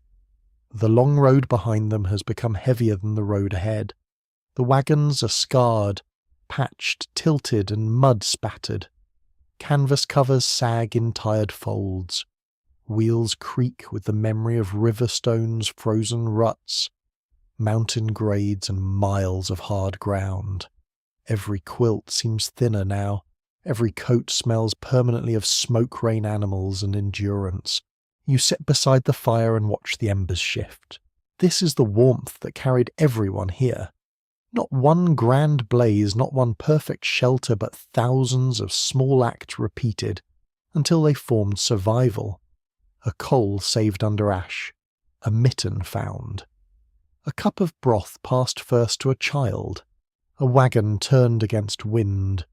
A buffalo chip gathered from frozen grass, a coat patched by firelight, a sick traveller wrapped in every spare blanket. A song started softly when fear grew too large. Oregon Trail migration helped bring tens of thousands of settlers into the Pacific Northwest during the 19th century, especially between the 1840s and 1860s, reshaping the region profoundly. For emigrant families, arrival often meant relief and possibility. For native peoples, it often meant deeper pressure, displacement, disease, and conflict. The same road can hold very different memories depending on where you stand beside it. The fire snaps quietly. A woman stirs the last of the evening coffee, though it is barely coffee now. More like warm, brown encouragement. She pours it anyway. A man takes a cup and murmurs thanks. His hands tremble slightly, not from fear tonight, but from exhaustion that has finally been allowed to speak. Nearby children sleep under quilts before supper is fully cleared. Their faces look softer in the firelight. One clutches a mitten cord through sleep, perhaps still suspicious of kettles after the earlier incident. Another has pine needles caught in her bonnet. Nobody removes them. Let the child keep her forest crown. A small oddity passes through camp as people begin setting aside objects they no longer need in quite the same way. A cracked camp kettle, a worn ox shoe, a splintered wagon bow, a strip of canvas too patched to trust. Some families kept such things for years as reminders, while others discarded them with a relief too deep for sentiment. Imagine surviving months of cold only to become emotionally attached to a dented coffee pot. Honestly understandable. That pot has seen things. The question still discussed by historians is whether pioneer memory later softened the misery of these journeys into heroic family legend. Diaries written in the moment often sound cold, hungry, frightened and bone-tired. Later reminiscences sometimes glow with courage, faith and adventure. Both truths can sit together. Memory is another kind of fire. It warms, but it also changes the shape of what it touches. Tonight there's no need to decide which version is truer. You can feel the cold in your boots. You can smell the smoke in your hair. You can see the tired mothers, the raw-knuckled drivers, the sleeping children, the thin oxen, the patched wagons.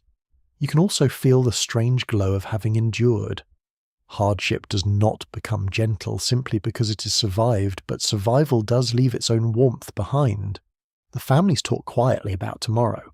There may be settlement ahead. There may be relatives' land claims, cabins to build fields, to clear neighbours, to meet debts, to settle and weather still to face. Oregon is not a finished dream waiting with a river around it. It is work. Of course it is work. History rarely hands people a soft landing. It usually says, "Congratulations, here is an axe." Still, permanent walls are possible now. A hearth might be built from stone. A roof might hold steady under rain. Bedding might dry indoors. Children might wake without frost silvering the canvas above their noses. Someone might hang stockings beside a chimney instead of balancing them near a smoky twig fire while praying they do not ignite. The thought moves through camp like warmth. You look at the wagons in the dim light and remember them as they were when winter first closed around the trail. Fragile moving shelters, wooden boxes under canvas, drafty, crowded, stubborn. They were never enough by themselves, yet they became enough because families filled their gaps with quilts, sacks, bodies, and care. You remember the layers too, wool against wind, scarves stiff with frozen breath, boots packed with grass, mittens tied through sleeves, newspaper tucked inside coats by people too practical to be embarrassed. Warmth became an art made from whatever lay at hand. You remember the fires, the grand ones beneath cottonwoods, the mean little smoky ones on open prairie, the buffalo chip flames that kept coffee boiling while dignity looked politely away, the forge fire at the trading post, the sheltered coals beneath ash, the last red glow watched before sleep. You remember the people who helped, traded, warned, guided, sang, prayed, mended, cooked, carried, guarded, and listened. And you remember the land itself. Prairie wind, frozen creeks, mountain passes, pine smoke, damp western forests, snow on wagon bows, mud under wheels, the enormous sky under which every family became very small and somehow kept going anyway. The fire lowers. One by one, people drift towards sleep. A mother lifts a child and carries her into the wagon. A driver checks the animals once more. A grandmother folds her shawl around her shoulders and stares into the embers as if reading something there. The dog circles 3 times near the fire, chooses the warmest possible place, and collapses with admirable confidence. You remain a little longer. The embers glow like tiny windows into all the nights before this one. They hold storm camps, coughs, songs, river crossings, missing mittens, damp quilts, buffalo chips, cedar branches, weak coffee, and the steady breathing of families who learned that warmth is not simply heat. Warmth is being watched over. Warmth is someone saving dry socks. Warmth is a child tucked between 2 tired adults. Warmth is a fire guarded against wind. Warmth is continuing when comfort has vanished. The last fire settles deeper into ash, and the dark around camp grows soft. Now the road is quiet. The wagons rest in the wet grass, and the long, cold miles behind them seem to loosen slowly like a breath finally released. The families sleep near one another, wrapped in quilts that carry smoke, frost, rain, and memory. Beyond the camp, the trees stand still. Farther away, unseen water moves through the night, steady and low. And perhaps as you sit beside the fading embers, you feel the story itself begin to cool gently in your hands. The winter trail has asked so much. It has taken sleep, strength, certainty, and sometimes far more than anyone wished to give. Yet here at the edge of arrival, there is a quieter feeling now. Not triumph exactly, not loud joy. Something softer. A tired gratitude. A small flame protected long enough to see morning. So let the fire dim. Let the oxen breathe in the dark. Let the wagons creak once then fall silent. Let the patched quilts settle over sleeping shoulders. The cold is still out there beyond the ring of ash, but it no longer feels endless.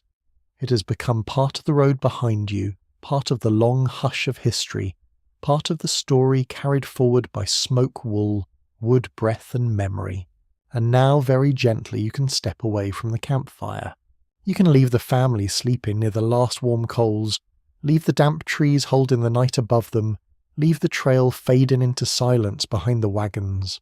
The embers soften, the smoke thins, the dark grows calm, and somewhere ahead, behind walls not yet built but already imagined, a hearth waits. Sweet dreams.